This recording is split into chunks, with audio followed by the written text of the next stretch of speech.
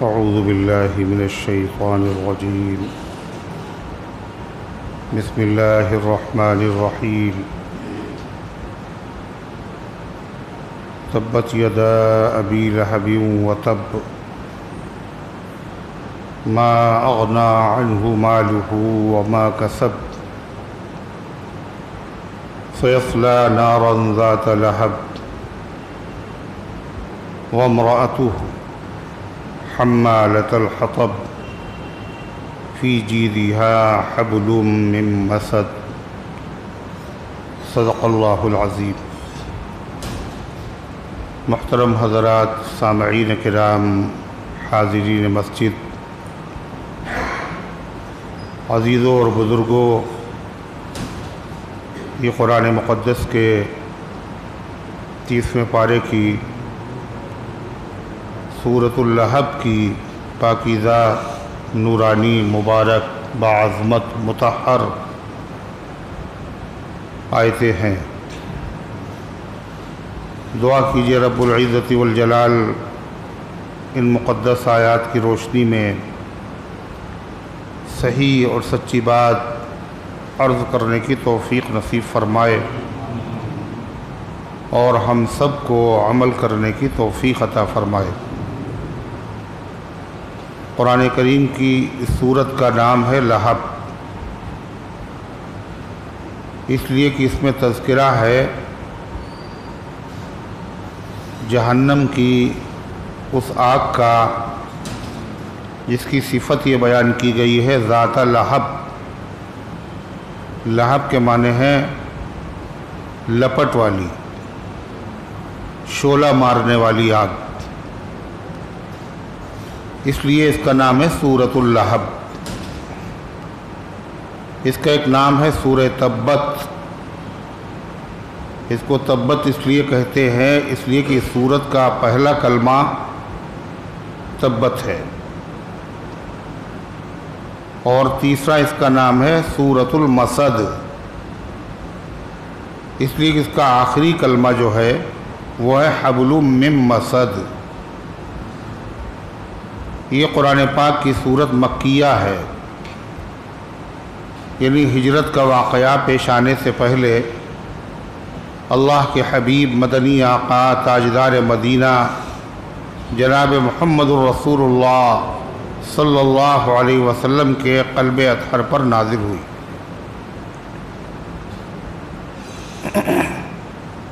اس کے مکیہ ہونے میں، ہجرت کا واقعے سے پیش آنے سے پہلے نازل ہونے میں کوئی اختلاف نہیں.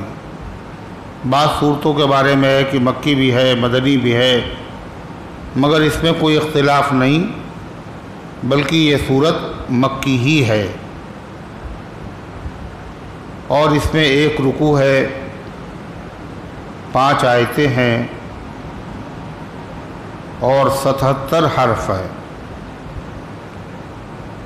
یعنی اس کی تلاوت کے سننے والے کو 77 نیکیاں، اور اگر وہ خود اس کی تلاوت کرے تو 700 کتنی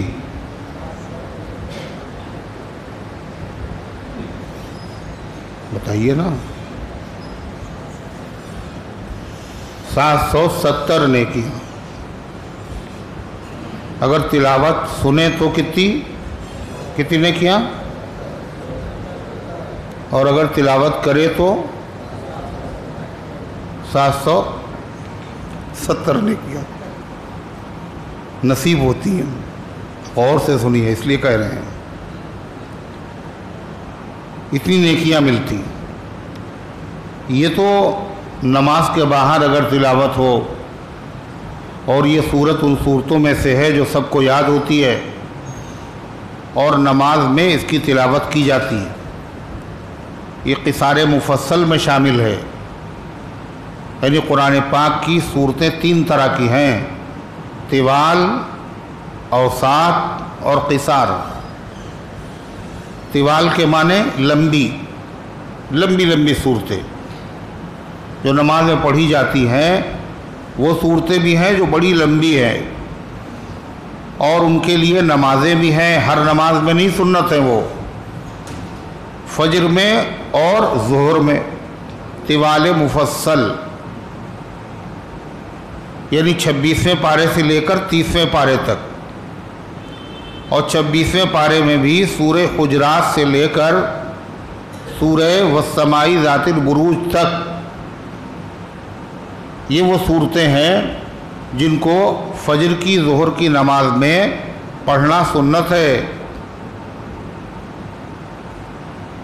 اور دوسری جو صورتیں ہیں جن کو نماز میں پڑھا جاتا ہے ان کو کہا جاتا ہے اوساط۔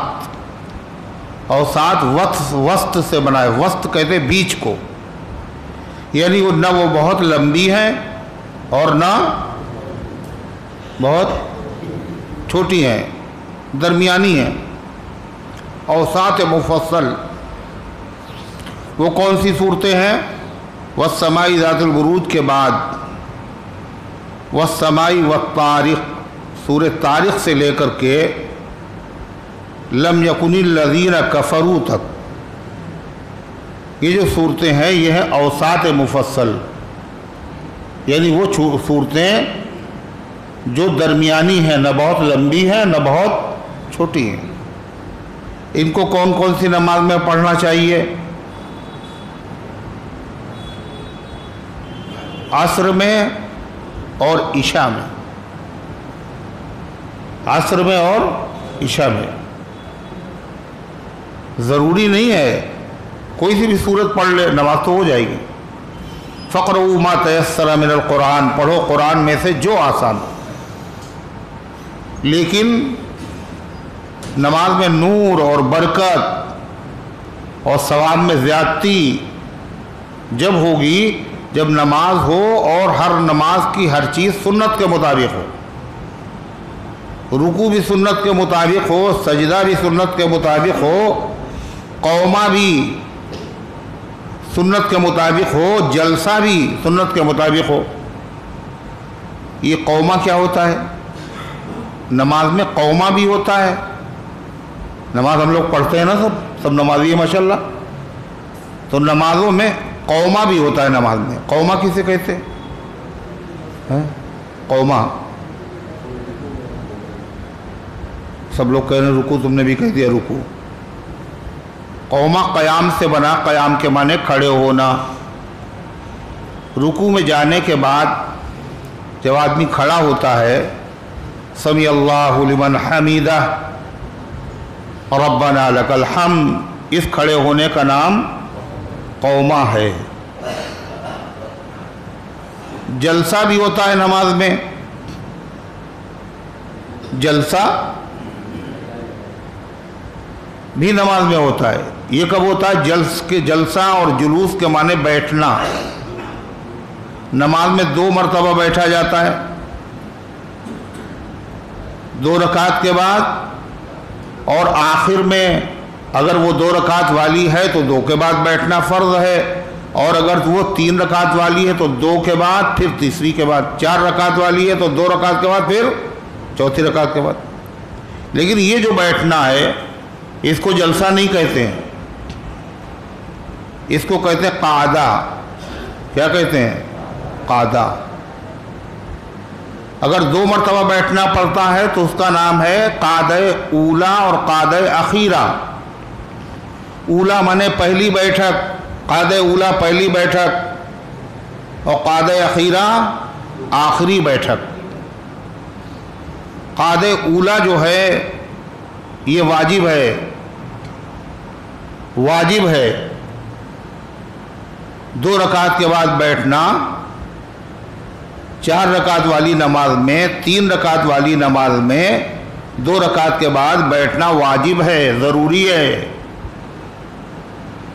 اگر یہ بھولے سے چھوٹ جائے تو پھر سجدہ سہو کرنے سے نماز میں جو خرابی پیدا ہوئی وہ درست ہو جاتی ہے، اور اگر یاد بھی نہیں آیا، سجدہ بھی نہیں کیا، بعد میں یاد آیا تو پھر نماز کو دہرانا واجب ہے، پھر سے پوری نماز پڑھ لیجئے۔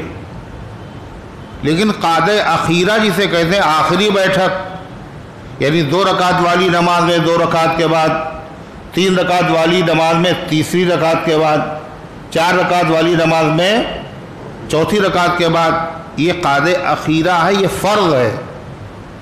کیا یہ فرض؟ اگر یہ چھوٹ گیا بھولے سے تو سجدہ سہو سے نماز نہیں ہوگی. اگر یہ چھوٹ گیا تو فرض چھوٹ گیا، اور فرض چھوٹ جانے سے نماز نہیں ہوتی. کیسے چھوٹ جائے گا؟ مثال کے طور پر مغرب کی نماز میں تیسری رکعت کے بعد بیٹھنا فرض تھا، نہیں بیٹھا، اتنی دیر بھی نہیں بیٹھا جتنے میں التحیات پڑھا جاتا. اگر اتنی دیر بھی بیٹھ جائے تو فرض ادا ہو جائے گا. التحیات، درود شریف، اس کے بعد دعا، اتنی دیر تک بیٹھنا فرض نہیں ہے. فرض کتنی دیر تک بیٹھنا ہے؟ اتنی دیر میں التحیات پڑھ لے. حدیث میں اذا قلت ھذا او فعلت ھذا فقد تمت صلاتک، جب تم نے یہ کہہ لیا یعنی التحیات کو پڑھ لیا، او فعلت ھذا یا تم اتنی دیر بیٹھ گئے تو نماز تمہاری پوری ہو گئی، یعنی فرض تمہارے ادا ہو گئے. ابھی سلام اس نے نہیں پھیرا، فرض ادا ہو گئے. سلام پھیرنا فرض نہیں ہے، فرض ادا ہو گئے. تو قعدہ اخیرہ فرض ہے، اور کتنا فرض ہے؟ التحیات کی مقدار. مغرب کی نماز ہو رہی، 3 رکعت ہو گئی، 3 رکعت کے بعد امام صاحب بیٹھ گئے. کتنی دیر بیٹھے؟ التحیات کی مقدار. اور پھر بھولے سے کھڑے ہو گئے، اور اتفاق سے بھری مسجد میں کسی کو بھی یاد نہیں، سب کھڑے ہو گئے، کوئی لقمہ دینے والا نہیں. اس کے بعد پھر ان کو خیال آیا. کیا خیال آیا؟ یہ تو تیسری رکعت تھی اور ہم کھڑے ہو گئے. تو ایسی صورتحال میں وہ سجدہ سہو کریں گے اور نماز ہو جائے گی. واپس آ کے بیٹھ جائیں. کب تک بیٹھ جائیں؟ کھڑے ہیں، یاد آ گیا تو بیٹھ جائیں. قرات کر چکے ہیں، پھر یاد آیا اب بھی بیٹھ جائیں. رکوع کر لیا، پھر یاد آیا اب بھی بیٹھ جائیں. رکوع سے کھڑے ہو گئے، پھر یاد آیا اب بھی بیٹھ جائیں. سجدہ سہو کر کے نماز پڑھ لیں.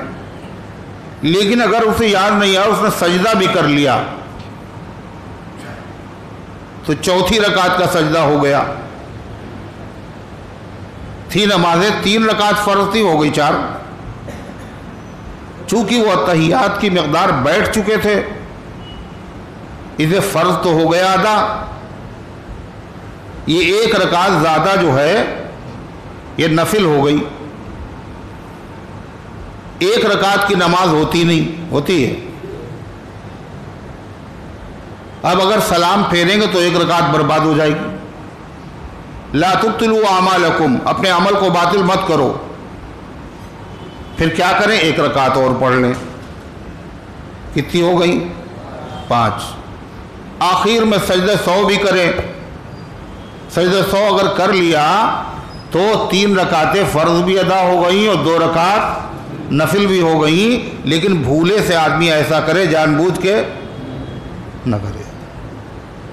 اور اگر تیسری رکعت کے بعد امام صاحب بیٹھے ہی نہیں سرے سے، امام صاحب ہوں یا اکیلے اگر نماز پڑھ رہا ہو اور مغرب کی نماز ہو یا وتر کی نماز ہو، 3 رکعت کے بعد بیٹھا ہی نہیں بالکل سرے سے، وہ کھڑا ہو گیا. اس نے اگر چوتھی رکعت پوری کر لی، یعنی اس میں سجدہ کر لیا چوتھی رکعت کا، تو اب یہ فرض ادا نہیں ہوں گے اس کے. چوتھی رکعت کا اگر سجدہ کر لیا، فرض نہیں ادا ہو گئے. سجدے سہو کر لے اس میں، یہ اس کی 4 رکعت نفل ہوں گی، فرض نہیں ہوں گے. فرض پھر سے پڑھنا پڑے گا. کیوں؟ 4 رکعت کے بعد بیٹھنا قعدہ اخیرہ فرض تھا، فرض اس نے ادا ہی نہیں کیا. جب 5ویں رکعت ہو گئی تو 4 کے بعد تو بیٹھنا فرض تھا. اب کیسے بیٹھیں گے آپ؟ 4 کے بعد بیٹھنا فرض تھا، آپ تو 5 کے بعد بیٹھ رہے ہیں. قاعدہ اخیرہ چھوٹ گیا، فرض ادا نہیں ہوا، تو فرض پھر سے پڑھنا پڑے گا۔ تو غرضے کی نماز میں ایک رکن ہے قیام، کھڑے ہونا۔ اگر طاقت ہے فرض نماز میں، واجب میں، تو یہ فرض ہے، فرض۔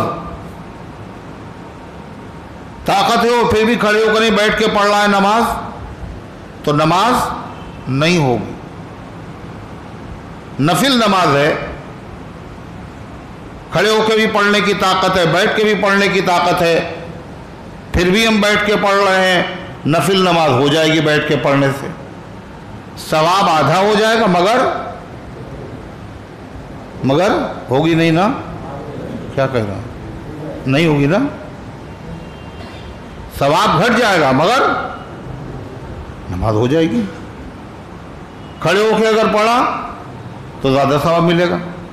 بہت سارے لوگ بیچارے طاقتور، تندرست، جوان، مضبوط، پوری نماز تو پڑھتے ہیں کھڑے ہو کر کے، جب نفل پڑھتے ہیں تو بیچارے بیٹھ ہی کے پڑھتے ہیں، ہمیشہ بیٹھ کے پڑھتے ہیں۔ کیوں پڑھتے ہیں بیٹھ کر؟ اس لیے کہ انہوں نے اپنے بڑوں کو دیکھا کہ یہ نماز وہ بیٹھ ہی کے پڑھتے تھے، نفل ہے، تو انہوں نے یہ سمجھا کہ نفل بیٹھ ہی کے پڑھنا چاہیے، اس لیے بیچارے بیٹھ کے پڑھ رہے ہیں، اسی لیے پڑھ رہے ہیں، ان کو مسئلہ نہیں معلوم۔ وہ فرض کھڑے ہو کے پڑھنا چاہیے، سنت کھڑے ہو کے پڑھنا چاہیے، اور نفل بیٹھ ہی کے پڑھنا چاہیے، اس لیے بیچارے بیٹھ کے پڑھ رہے ہیں۔ حالانکہ ایسا نہیں ہے، اگر کھڑے ہو کے پڑھے گا زیادہ ثواب ہے، بیٹھ کے پڑھے گا اس کا آدھا ثواب ملے گا۔ تو قیام فرض ہے۔ پھر قیام میں اگر آدمی سجدہ کر سکتا ہے، اگر آدمی سجدہ کر سکتا ہے زمین پر باقاعدہ، تو پھر وہ کرسی پہ بیٹھ کر کے نماز نہ پڑھے، سجدہ کر سکتا ہے تو کھڑے ہو کے نماز پڑھے۔ اگر وہ سجدہ نہیں کر سکتا ہے زمین پر، تو اس کے لیے بہتر یہ ہے کہ وہ پوری نماز بیٹھی کے پڑھے، پھر یعنی کھڑے ہوئے اور پھر بیٹھے، کھڑے ہوئے اور پھر بیٹھے، ایسا نہیں۔ جب اشارے ہی سے نماز پڑھنا ہے تو پوری نماز بیٹھ ہی کے پڑھو، اور ضروری نہیں کہ اگر بیٹھ کے نماز پڑھنا ہے تو کرسی ہی پہ بیٹھ کے آپ پڑھیں۔ لوگوں نے یہ بھی سمجھ لیا ہے اگر طاقت نہ ہو کھڑے ہونے کی تو بیٹھ کے پڑھنا چاہیے، اور پھر بیٹھنے کے لیے بھی وہ کرسی ہی تلاش کرتے ہیں، بیٹھے تو پھر کرسی پہ بیٹھے۔ ایسا نہیں ہے، اگر بیٹھ کر پڑھنا، کھڑے ہو کے طاقت سے بیٹھ کے پڑھے تو افضل یہ ہے کہ کیسے بیٹھے؟ زمین پہ بیٹھے، زمین پہ بیٹھے۔ اب زمین پہ اگر بیٹھتا ہے تو پیروں میں اس کے درد ہے، پیر موڑ نہیں سکتا، پیر اگر پھیلاتا ہے تو قبلے کی طرف پیر ہو رہے ہیں، کا کوئی حرج نہیں، قبلے کی طرف پیر ہوں، بیٹھ کے پڑھو۔ کرسی پہ پڑھنے کیا ضرورت؟ لیکن کرسی پہ بیٹھنے میں آرام بھی ہے، اور آرام کے ساتھ ساتھ کچھ اور بھی ہے، اچھا بھی لگتا ہے کرسی پہ بیٹھے تو اچھے ہونے کو نہ دیکھو، تو شریعت مجبوری میں اجازت دی تو زمینی پہ بیٹھ کے پڑھو، بہت مجبوری ہے تو پھر کرسی بھی پڑھ سکتے ہیں۔ اب مسجدوں میں کرسیاں بہت ہونے لگیں، اور ذرا سی کسی کو تکلیف ہوئی وہ کرسی تلاش کرتے ہیں لوگ، اور لگتا یہ ہے کہ کرسی پہ نماز پڑھنے والے زیادہ ہو جائیں گے کچھ دنوں کے بعد، دیکھ دیکھ کر کے۔ تو بہر صورت قیام بھی نماز کا ایک رکن ہے، اور ایک رکن ہے دوسرا رکوع، رکوع، سجدہ، قعدہ، یہ فرائض ہیں۔ واجب ان میں رکوع کے سے اٹھ کر کے کھڑے ہوئے تو یہ کیا ہے؟ قوما، دونوں دو رکعت کے بعد یا آخر میں جو بیٹھے یہ ہے قعدہ. دو سجدوں کے بعد بھی، یہ دو سجدوں کے بیچ میں بھی بیٹھا جاتا ہے، جیسے دو خطبوں کے بیچ میں بیٹھا جاتا ہے. اس بیٹھنے کا نام ہے جلسہ. کیا نام ہے؟ جلسہ. التحیات کے بعد بیٹھے یہ قعدہ ہے، دو سجدوں کے بیچ میں بیٹھے یہ جلسہ ہے. تو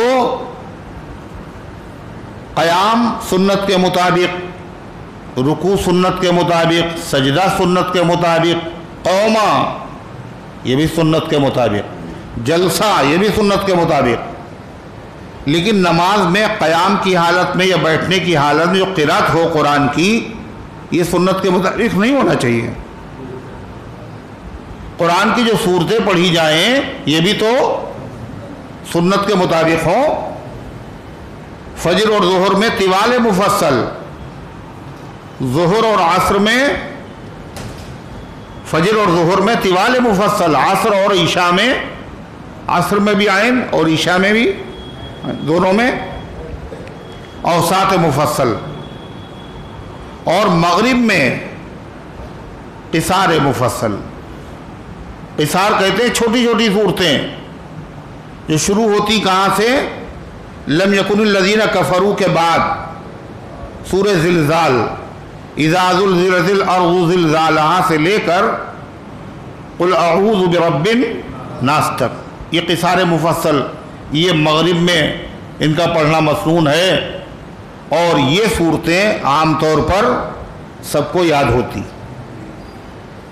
اور نماز تراویح میں قرآن مکمل ہونے کے بعد 10 صورتیں پڑھی جاتی ہیں، الم تر کیف سے والناس تک. ان کو لوگ سورہ تراویح بھی کہتے ہیں. سورہ تراویح ہے نہیں ہے، لیکن کیوں کہتے ہیں؟ اس لیے کہ بعد میں جب یاد نہیں ہے، قرآن پاک مکمل ہو گیا، اب یہ تو سبھی کو یاد ہوتا ہے، یہ حافظ کے علاوہ کوئی بھی پڑھا سکتا ہے، اس لیے یہ صورتیں یاد ہوتی. انہی صورتوں میں سے ایک صورت ہے جس کی تلاوت میں نے کی، اس کا نام کیا ہے؟ سورہ تبت. اور دوسرا نام ہے سورہ سبحان اللہ. تو درس میں بیٹھنے کا مطلب کیا ہے؟ سورہ تبت، سورہ لہب، اور تیسرا نام ہے سورہ مسد. تینوں کلمے ہیں قرآن کی سورت میں. تبت سے شروع ہو رہا ہے اور ختم ہے مسد پہ، اور بیچ میں آیا نارن ذات لہب، یا لہب آیا. تو قرآن کریم کی یہ سورت، اس سے پہلے جو سورت ہے وہ ہے سورہ نصر، سورہ فتح، سورہ توضیع. اس کے بعد یہ سورت ہے. وہ قرآن پاک کی جو سورت ہے وہ سب سے آخری سورت ہے. کون سی؟ اذا جاء نصر اللہ. آخری سورت، آخری آیت نہیں، آخری سورت. نزول کے اعتبار سے سب سے آخر میں جو پوری سورت اتری وہ سورہ اذا جاء نصر اللہ ہے. یہ پوری سورت آخری سورت. اس کے بعد یہ جو سورت ہے تبت یدا، یہ نزول کے اعتبار سے آخری نہیں ہے، بلکہ نزول کے اعتبار سے یہ شروع کی سورت ہے. نزول کے اعتبار سے شروع کی، یعنی پہلے جو صورتیں نازل ہوئی شروع میں، ان صورتوں میں سے یہ صورت ہے. اس میں ابو لہب کا ذکر ہے، حضور کے چچا کا.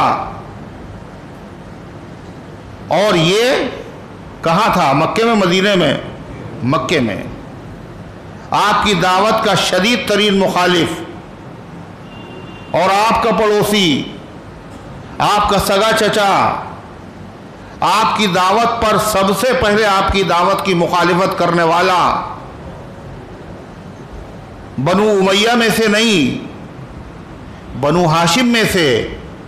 اور بنو ہاشم میں بھی سے کون؟ بالکل قریبی سگا چچا. تو یہ سورت پاک نزول کے اعتبار سے شروع کی ہے، اور وہ سورت نزول کے اعتبار سے آخر کی ہے. مگر دونوں میں ترتیب کیا ہے؟ جو آخر میں نازل ہوئی وہ پہلے آ رہی اور جو شروع میں نازل ہوئی وہ اس کے بعد میں آ رہی۔ اس سے کیا پتہ چلا؟ اس میں جو ترتیب ہے یہ وہ والی ترتیب نہیں ہے جس ترتیب سے قرآن نازل ہوا، وہ والی ترتیب نہیں۔ اگر وہ ترتیب ہوتی تو پہلے تبت یدا پہلے ہوتی اور اذا جاء، لیکن یہاں کیا ہے؟ جو بعد میں نازل ہوئی وہ پہلے ہے اور جو پہلے نازل ہوئی وہ بعد میں ہے۔ معلوم یہ نزول والی ترتیب نہیں ہے یہ۔ پھر یہ ترتیب کس نے قائم کی ہے؟ کہ یہ بھی قائم کی ہوئی ہے کس کی؟ جناب محمد رسول اللہ صلی اللہ علیہ وسلم کی۔ کوئی اعتراض نہ کرے، یہ صحابہ نے بعد میں کر لیا ہوگا۔ حضرت عثمان غنی نے جب قرآن پاک ایک قرات پہ جمع کیا، یا صدیق اکبر رضی اللہ عنہ جب کتابی شکل میں قرآن جمع کرایا تو یہ ترتیب قائم کی ہوگی؟ ایسا نہیں ہے۔ قرآن نازل بھی ہو رہا تھا اور اللہ تعالیٰ کے حکم سے نبی کریم علیہ السلام اس کو ساتھ ساتھ مرتب بھی کر رہے تھے۔ نازل بھی ہو رہا تھا اور مرتب بھی ہو رہا تھا۔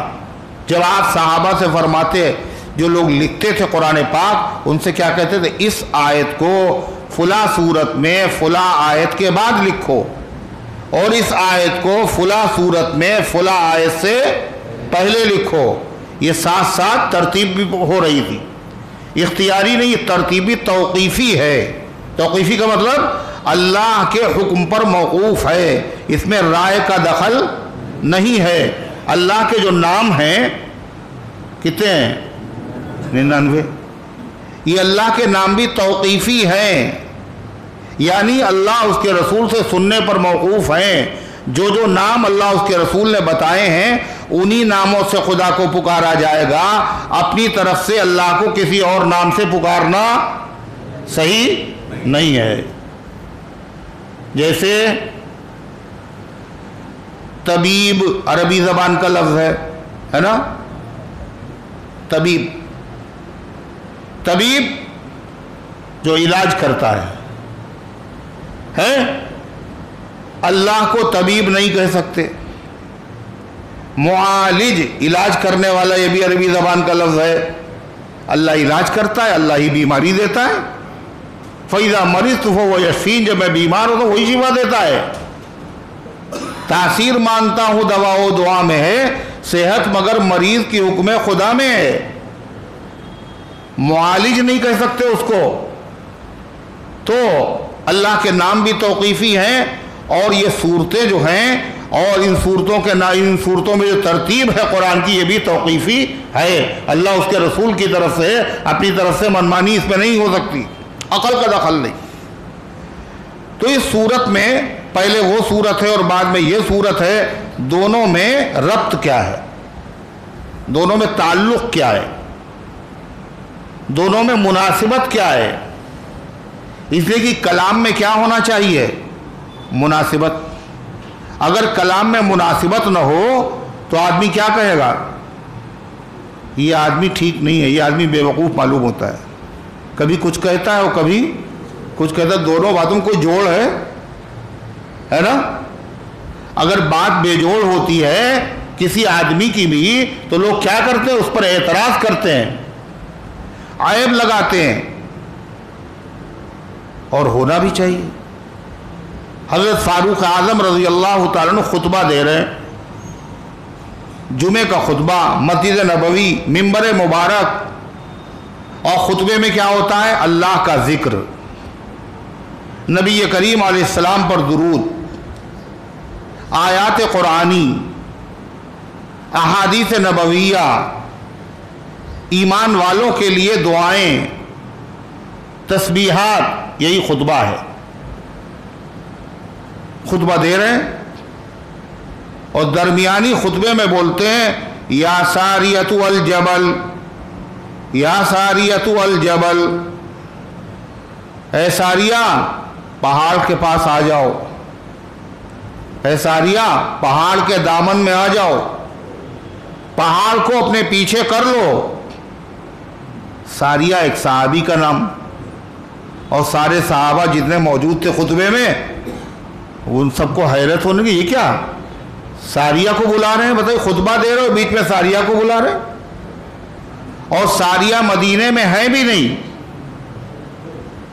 ساریہ نہاوند میں، اور نہاوند کہاں ہے؟ مدینے کہاں ہے؟ ایران میں، ایک جنگ کے محاذ پر ہیں، ایک اسلامی لشکر کے ساتھ ہیں، اور جمعے کا خطبہ ہے، اور مدینے سے ہزاروں میل کی دوری کے اوپر وہ علاقہ ہے، اور وہاں حضرت ساریہ ہیں، اور حضرت عمر تقریر کر رہے ہیں، خطبہ دے رہے ہیں، اور ایک دم سے کہتا ہے یا ساریۃ الجبل۔ سارے صحابہ کو حیرت ہوئی، ایک دوسرے کو دیکھنے لگے یہ کیا ہو گیا ان کو، مگر خطبے کے دوران بات تو کر نہیں سکتے، مگر ہمارے وہاں سب چلتا ہے نا، سب چلتا ہے۔ ایک بچے سے میں نے کہا، بالغ ہے وہ، میں نے کہا کہ یہ تم گلے میں کیا پہنے ہوئے ہو؟ زنجیر، چین سونے کی، چاندی کی استعمال کی اجازت نہیں ہے مردوں کے لیے، حدیث میں منع ہے۔ نبی کریم علیہ السلام نے فرمایا، ایک طرف سونے کا ایک ریشم کا ٹکڑا لیا اور سونے کا، ہذانی حرامانی علی ذکور امتی، یہ میری امت کے مردوں پہ حرام ہے۔ چاندی کی اجازت ہے انگوٹھی کے لیے، وہ بھی 4.5 ماشا، تو خیر ان کا اتار دیں گے، انہوں نے اتار دی، بھائی نماز پڑھ لی۔ اس کے بعد پھر میں نے دیکھا، اب نے کہا تم سے کہا تھا اور تم پھر آج چین پہن کر گئے۔ کل وہ ابا نے کہا تم ابھی تمہارے اوپر مسئلہ نہیں چلے گا اور تم پہن سکتے ہو ابھی۔ ابا نے کہا ابھی تم لڑکے ہو، تم پہن سکتے ہو، کوئی مسئلہ نہیں، اس عمر میں پہنی جا سکتی۔ یہ مسئلے شریعت کے اپنی جگہ پر، لیکن اپنے مسئلے اپنی جگہ پر، کوئی مسئلہ ہی نہیں۔ تو خطبے کے دوران بھی لوگ بات کرتے ہیں، حالانکہ کیا ہے، جب خطبہ ہو رہا ہو اور کوئی آدمی اگر کوئی ایسا کام کر رہا ہے جس میں منع کرنا چاہیے، تو بھی خطبے کے دوران اس کو ٹوکیے نہیں، منع نہ کیجیے، بولنا بند، بات کرنا بند، لا صلاۃ ولا کلام، نہ نماز پڑھی جائے گی اور نہ بات کی جائے گی۔ اور جو آدمی بولے گا خطبے کے دوران فقد لغا، اس کا ثواب ختم ہو گیا، جمعے کا فرض تو ادا ہو گیا مگر ثواب ختم ہو گیا۔ لیکن یہاں کوئی مسئلہ نہیں۔ ایک صاحب کہنے لگے کہ بچوں کو پیچھے کر دیجئے اور خطبے کی اذان ہو رہی، دوسرے صاحب کہنے کیوں کر دیں پیچھے، یہ پہلے سے آئے ہوئے ہیں، اور خطبے کی اذان ہو رہی اور خطبہ شروع ہو رہا، مگر وہ اپنے سمجھ رہے ہیں ہم نیک کام کر رہے ہیں، منع کر رہے ہیں نا، ہم غلط کام سے روک رہے ہیں، بحث ہو رہی۔ تو یہ ہے دین کی باتوں کا علم نہ ہونا۔ تو غرض ہے کہ حضرت فاروق اعظم کا خطبہ تھا، اور انہوں نے خطبے کے دوران جو یہ کہا یا ساریۃ الجبل، وہ صحابہ تھے، وہ سب کے سب عالم تھے، ان سے بڑا کوئی عالم دنیا میں نہیں ہو سکتا ہے، اس لیے کہ وہ سب کے سب شاگرد تھے۔ سب سے بڑے عالم، سب سے بڑے معلم جناب محمد رسول اللہ صلی اللہ علیہ وسلم کے، اللہ کے نبی سے انہوں نے سیکھا تھا، ان سے بڑا عالم کون ہوگا؟ تو انہوں نے یہ دیکھا کہ بیچ خطبے میں ایسی بات کر رہے ہیں، تو کسی نے کچھ کہا تو نہیں، مگر ایک دوسرے کو دیکھا حیرت کے ساتھ۔ اور بعد میں خطبے کے بعد آپس میں گفتگو ہوئی، حضرت علی نے کہا کچھ کہو نہیں، اگر عمر نے یہ بات کہی ہے تو بلا وجہ نہیں کہی، خطبے کے بیچ میں بھی اگر کہی ہے بلا وجہ نہیں کہی۔ کون کہہ رہا ہے؟ حضرت علی۔ حضرت علی جتنا حضرت عمر کو جانتے تھے اتنا کوئی دوسرا نہیں جانتا تھا۔ کیوں؟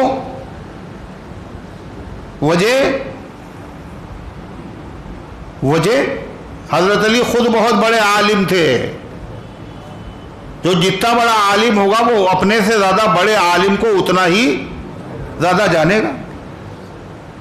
یہ سچ ہے، ولی خوب سمجھتا ہے ولی کو، یہ سچ ہے، ولی خوب سمجھتا ہے ولی کو۔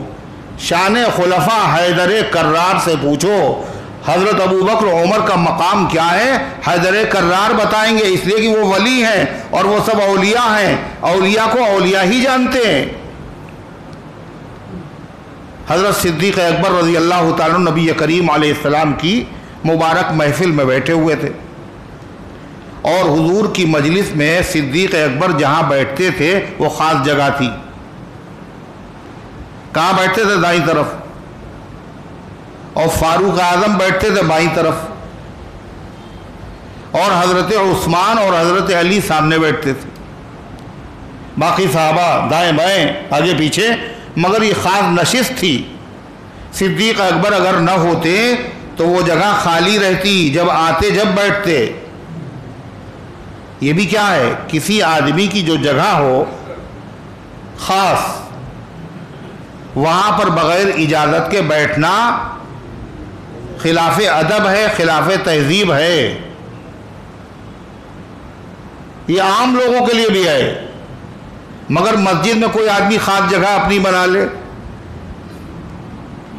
تو پھر وہاں ریزرویشن نہیں ہوتا۔ یہی تو ایک ایسی جگہ ہے جہاں بادشاہ جہاں بیٹھتا ہے، اور پھر آ جائے کوئی غلام بادشاہ سے پہلے تو اس کو وہ ہٹا نہیں سکتا۔ حرم میں بھی یہ نہیں ہو سکتا، مسجد نبوی میں بھی نہیں ہو سکتا ہے۔ بندو صاحبو محتاج و غنی ایک ہوئے، تیرے دربار میں پہنچے تو سبھی ایک ہوئے ہیں۔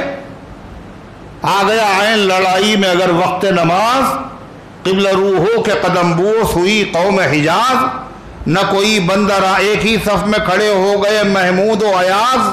محمود غزنوی بادشاہ اور ایاز ان کا غلام، یا محمود و ایاز سے مراد محمود و ایاز نہیں ہے، بادشاہ اور غلام ہمیشہ ایک ہی صف میں کھڑے ہو گئے محمود و ایاز۔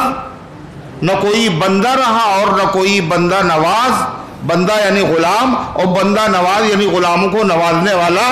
کوئی فرق ہی نہیں آقا اور مالک میں، تو اللہ کا گھر ہے۔ فرمایا اگر کوئی آدمی کسی کے گھر پہ جائے، کسی کے مکتب میں جائے، کسی کے دفتر میں جائے، کسی کے آفس میں جائے، اور جو اس کے بیٹھنے کی خاص جگہ ہے وہاں پر اس کو بیٹھنا نہیں چاہیے، حتیٰ کہ وہ خود ہی اگر بٹھائے تو بیٹھ جائے۔ یہ اسلامی تہذیب ہے، یہ بھی دین کی باتیں ہیں۔ اور وہاں جا کر کے اس کو امامت بھی خود نہیں کرنا چاہیے۔ جو اس کا حلقہ ہے، اس کی مسجد ہے، وہاں جا کے امامت بھی خود نہیں کرنا چاہیے۔ جب وہ خود ہی کہے حضرت نماز پڑھا دیے، آپ ہی پڑھائیے، تو پھر ہونا چاہیے۔ لیکن یہاں علم تو ہے نہیں، امام صاحب جو ہے وہ نہیں کہہ رہے نماز پڑھائیے، مقتدی کہہ رہے ہیں ارے آپ پڑھائیے، آپ پڑھائیے۔ ارے آدمی حق جو دے سکتا ہے تو کس کا دے سکتا ہے؟ اپنے ہی تو دے سکتے ہو، یہ دوسرے کا حق تم دے سکتے ہو؟ نہیں، آپ پڑھائیے۔ یعنی ہر بات جو ہے کیا کہا جائے، ایک دو زخم نہیں جسم ہے سارا چھلنی، اور درد بیچارہ پریشاں ہے کہاں سے اٹھے۔ ایک مسئلہ قابل اصلاح نہیں ہے، ہر جگہ کیا ہے، پمبا تن ہما داغ داغ شد پمبا کجا کجا نے ہم۔ پورے جسم کے اوپر تو پھوڑے و پھنسیاں ہیں، کہاں کہاں پھایا لگایا جائے۔ یہ حال ہے ہمارے اصلاح کا اور ہمارے اعمال، ہمارے معاشرے، ہمارے اخلاق کا۔ تو بہر صورت حضرت صدیق اکبر رضی اللہ عنہ کی نشست کہاں پہ تھی؟ کہاں بیٹھتے تھے حضور کے؟ وہاں دائیں طرف، اور فاروق اعظم بائیں طرف، اور حضرت عثمان اور علی یہ دونوں داماد ہیں، یہ دونوں خسر ہیں، وہ سامنے کیوں بیٹھتے تھے؟ یہ کاتب تھے، یہ دربار نبوت کے کاتب تھے۔ کچھ لکھوانا ہوا قرآن تو لکھوایا، کوئی خط لکھوانا ہوا تو لکھوایا، تو سامنے بیٹھتے تھے۔ ایک روز چچا عباس آ گئے۔ کون؟ چچا عباس، حضور کے چچا ہیں تو سبھی کے چچا ہیں وہ، اور جگہ تھی نہیں مجلس میں کہیں، تو حضرت صدیق اکبر اٹھ کے کھڑے ہو گئے اور اپنی مجلس جہاں بیٹھے وہاں بٹھایا۔ اللہ کے نبی نے دیکھا تو بہت خوش ہوئے، ایک روز حضرت علی آئے اور دیر ہو گئی، حضرت علی کی جگہ پہ بھی کوئی آ کے بیٹھ گیا، بھائی نہیں حضرت علی، حضرت عثمان تو ہے، کتابت کا کام ہو جائے گا۔ تو صدیق اکبر نے دیکھا حضرت علی آئے، جگہ کہیں نہیں ہے، آئے اور اس کے بعد کہنے لگے اجلس ہاں ہونا یا ابا الحسن، اے حسن کے باپ تم یہاں بیٹھو اپنی جگہ پہ۔ جب صدیق اکبر نے یہ کہا تو حضور پاک صلی اللہ علیہ وسلم نے کیا کہا وہ سنیے۔ اللہ کے نبی نے کیا کہا؟ آپ نے فرمایا انما یعرف ذی الفضل ذووہ، فضیلت والے کو فضیلت والا ہی جانتا، فضیلت والے کو فضیلت والا ہی جانتا۔ یہ انسلٹ کی بات نہیں ہے، یہ علم کی بات۔ تو صحابہ سب کے سب تو حضرت علی نہیں جانتے تو کون جانتا؟ حضرت علی رضی اللہ تعالیٰ نے فرمایا بھائی کہو کچھ نہیں، عمر نے اگر کہا ہے خطبے کے بیچ میں تو بلا وجہ تھوڑی ہو، کوئی وجہ ہوگی۔ حضرت عبد الرحمن ابن عوف یہ عشرہ مبشرہ میں سے ہیں، یہ بے تکلف صحابی ہیں، تو انہوں نے پوچھ لیا حضرت عمر رضی اللہ عنہ، ہر ایک کی ہمت بھی تو نہیں تھی، پوچھا کہ حضرت وہ خطبے میں آپ نے ساریہ کا ذکر کیا، ساریہ تو ہے بھی نہیں۔ کہنے لگے کہ وہ میں خطبہ دے رہا تھا اور میری نگاہوں کے سامنے منظر آ گیا اس جگہ کا جہاں حضرت ساریہ لڑ رہے ہیں دشمن سے، اور وہ سمجھ رہے ہیں یہی دشمن ہے جو ہمارے سامنے ہے، اور میں نے دیکھا کہ ایک دشمن اور آ رہا ہے پیچھے سے، بہت بڑا لشکر جس سے بے خبر ہے حضرت ساریہ، یہ گھر جائیں گے دونوں دشمنوں کے بیچ میں، آگے سے اور پیچھے سے بھی۔ اس لیے بے اختیار میری زبان سے نکل گیا یا ساریۃ الجبل، اے ساریہ پہاڑ کو اپنی پشت پناہ بناؤ اور پہاڑ کی پیٹھ کی طرف کرو اور پھر دشمن سے مقابلہ کرو۔ ایک مہینے کے بعد یہ تو ہو گئی بات، کہا میں نے بے اختیار میرے منہ سے نکل گیا، اور ہزاروں میل کی دوری۔ ایک مہینے کے بعد حضرت ساریہ آئے، معاذ جنگ سے ایران سے واپس فاتحانہ، انہوں نے جنگ کے حالات بتائے اور کہنے ایک مرتبہ تو میں گھر گیا تھا اور جمعے کا دن تھا اور مجھے خبر بھی نہیں تھی کہ پیچھے سے ایک لشکر آ رہا ہے، اور میں نے امیر المومنین کی آواز سنی یا ساریۃ الجبل، اور میں نے جلدی سے اپنی ترتیب بدلی اور اللہ نے مجھے کامیابی عطا فرمائی۔ آپ دیکھیے، نہ کوئی تار نہ میسج، نہ ہی پیغامبر کوئی، مدینے سے عمر کی ساریہ سے بات ہوتی ہے، نہ ریڈیائی لہریں ہیں، نہ کمپیوٹر ہے، نہ موبائل سسٹم ہے، نہ نیٹ ہے، یہ اس زمانے کی بات ہے۔ آپ سوچئے فاروق اعظم کی خبر، ان کی زبان سے نکلے ہوئے جملے جو مسجد نبوی کے ممبر پہ فرما دیے، اللہ نے کہاں پہنچا دی؟ تو چونکہ بات کیسی تھی حضرت عمر کی، خطبہ دے رہے تو بیچ میں یا ساریۃ الجبل، تو صحابہ کو حیرت ہوئی نہیں ہوئی؟ تو اگر آدمی بے جوڑ بات کرتا ہے تو لوگوں کو حیرت بھی ہوتی ہے، اور لوگ کہتے ہیں یہ عجیب آدمی ابھی کیا کر رہا تھا، ابھی کیا کہہ رہا تھا۔ وہ ایک صاحب گئے اور بہرے تھے، اور بہرے لوگ جو ہیں وہ یہ سمجھتے ہیں کہ سب لوگ بہرے ہیں، ایک تو زور سے بولتے ہیں، زور سے بولتے ہیں وہ، اور دوسری چیز یہ بھی سمجھتے ہیں کہ ہم نے سن لیا، اگر یہ ہوگا کہ نہیں سنا تو عیب ہے، مگر سمجھتے تو ہے نہیں، وہ کچھ کہہ رہا ہے وہ کچھ کہہ رہے ہیں۔ تو انہوں نے کہا کہ عیادت کرنے لگے، بیمار کا مزاج پوچھنے کے لیے، ہوگا کیسی طبیعت ہے؟ کہلے مر رہا ہوں۔ کہلے اچھی بات ہے، کس کا علاج چل رہا ہے؟ کہا ملک الموت کا۔ کہا بہت اچھے ڈاکٹر، اپنی کہہ رہا ہوں اپنی کہہ۔ اسی طریقے سے وہ ایک صاحب تعزیت کرنے کے لیے گئے، یہ تو ہوئی عیادت، وہ تعزیت کرنے گئے پرسہ دینے کے لیے، ابا کا ان کا انتقال ہو گیا تھا، تو تعزیت کیسے کرے؟ کبھی کی تو تھی نہیں تعزیت کرنا، تعزیہ سنت نہیں ہے، تعزیہ ہے بدعت اور تعزیت ہے سنت۔ ایک ہے تعزیہ اور ایک ہے تعزیت۔ تعزیہ جو ہوتا ہے وہ ایک چیز کا تو ہوتا نہیں، مختلف چیزوں کا ہوتا ہے۔ موم کا بھی ہوتا ہے، کاغذ کا بھی ہوتا ہے، سونے کا بھی ہوتا ہے، چاندی کا بھی ہوتا ہے۔ ایک تعزیت ہے، تعزیت کے معنی تسلی دینا، اور تعزیے کے معنی کیا ہے؟ تعزیے کے معنی کیا ہے؟ 1400 سال کا غم پھر سے تازہ کرنا۔ ارے یہی تو ہے، پھر سے رونا، پھر رلانا۔ یہ تعزیت نہیں ہے، یہ تعزیہ ہے۔ اور شریعت کتنی خوبصورت ہے، کہا کہ جو آدمی غمزدہ ہے اس کی تسلی کرو، یہ سنت ہے۔ لیکن آدمی کو شروع میں غم ہوتا ہے اور دھیرے دھیرے غم ختم ہو جاتا ہے۔ شریعت نے کیا کہا؟ 3 دن تعزیت ہے بس۔ کتنے دن؟ 3 دن کے بعد نہ جانا۔ 3 دن کے بعد جاؤ گے اس کا مطلب وہ بھول رہا ہے اور تم اسے پھر یاد دلا رہے ہو۔ باہر اگر کوئی آدمی سفر میں تھا، اس کو پتا چلا، وہ چلا گیا، تعزیت کا کوئی حرج نہیں، لیکن مقامی آدمی اگر ہے تو اس کو کیا کرنا چاہیے؟ 3 دن بس، اس کے بعد نہیں۔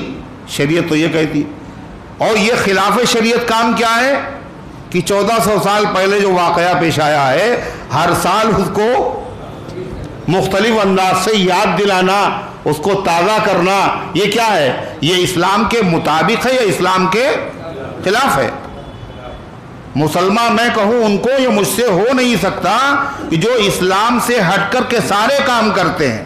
اسلام میں تعزیت ہے، تعزیہ نہیں ہے، تعزیہ بدعت ہے، تعزیت سنت ہے۔ خود نبی کریم علیہ السلام نے تعزیت فرمائی ہے، صحابہ کرام نے تعزیت کی ہے، تعزیت کرنا سنت ہے، تو وہ صاحب گئے تعزیت کرنے۔ تعزیت مطلب جس کے وہاں غم ہوا ہو، تسلی دینے کے لیے۔ انہوں نے کبھی تعزیت کی نہیں تھی، تو انہوں نے دیکھے اخباروں میں تعزیتی بیان آتے، کسی کا انتقال ہو گیا تو تعزیتی جلسے ہوتے ہیں، بیان ہوتے ہیں۔ انہوں نے وہ سب دیکھ کر کے یاد کر لی تقریر پوری۔ اس میں بچے کی بھی تعزیت تھی، بوڑھے کی بھی تعزیت تھی، جوان کی بھی تعزیت تھی، اور یاد کر کے وہ گئے۔ تو جیسے ہی وہ گئے، وہ صاحب ان کو دیکھ کے رو پڑے، تو جو یاد تھا وہ سب بھول گئے۔ پھر اس کے بعد انہوں نے کہا آپ کے والد، پھر رو پڑے۔ خیر انہوں نے بہت ہی سنبھال کے پوچھا آپ کے والد کا انتقال ہو گیا، تو بڑا افسوس ہوا۔ مرحوم کی کتنی عمر تھی؟ کہنے لگے 95 سال کی تھی۔ کہا بتائیے جو کوئی مرنے کے دن تھے، بتائیے کوئی مرنے کے دن تھے ابھی۔ اور پھر کہا، انہوں نے ایک شعر بھی پڑھ دیا کہ پھول تو 2 دن بہارے جافزہ دکھلا گئے، حسرت تو ان غنچوں پہ ہے جو بن کھلے مرجا گئے۔ یعنی بچوں کے اوپر مرنے پہ یہ شعر پڑھا جاتا ہے، یعنی بڑے لوگ تو اپنی پوری عمر زندگی ان کی بہاریں دیکھ گئے، لیکن افسوس ان بچوں پہ ہے، ابھی بیچارے آئے اور ابھی دنیا سے چلے گئے۔ حسرت تو ان غنچوں پہ ہے جو بن کھلے مرجا گئے۔ اور وہ پڑھ رہے ہیں 97 سال کے بوڑھے کے انتقال پر۔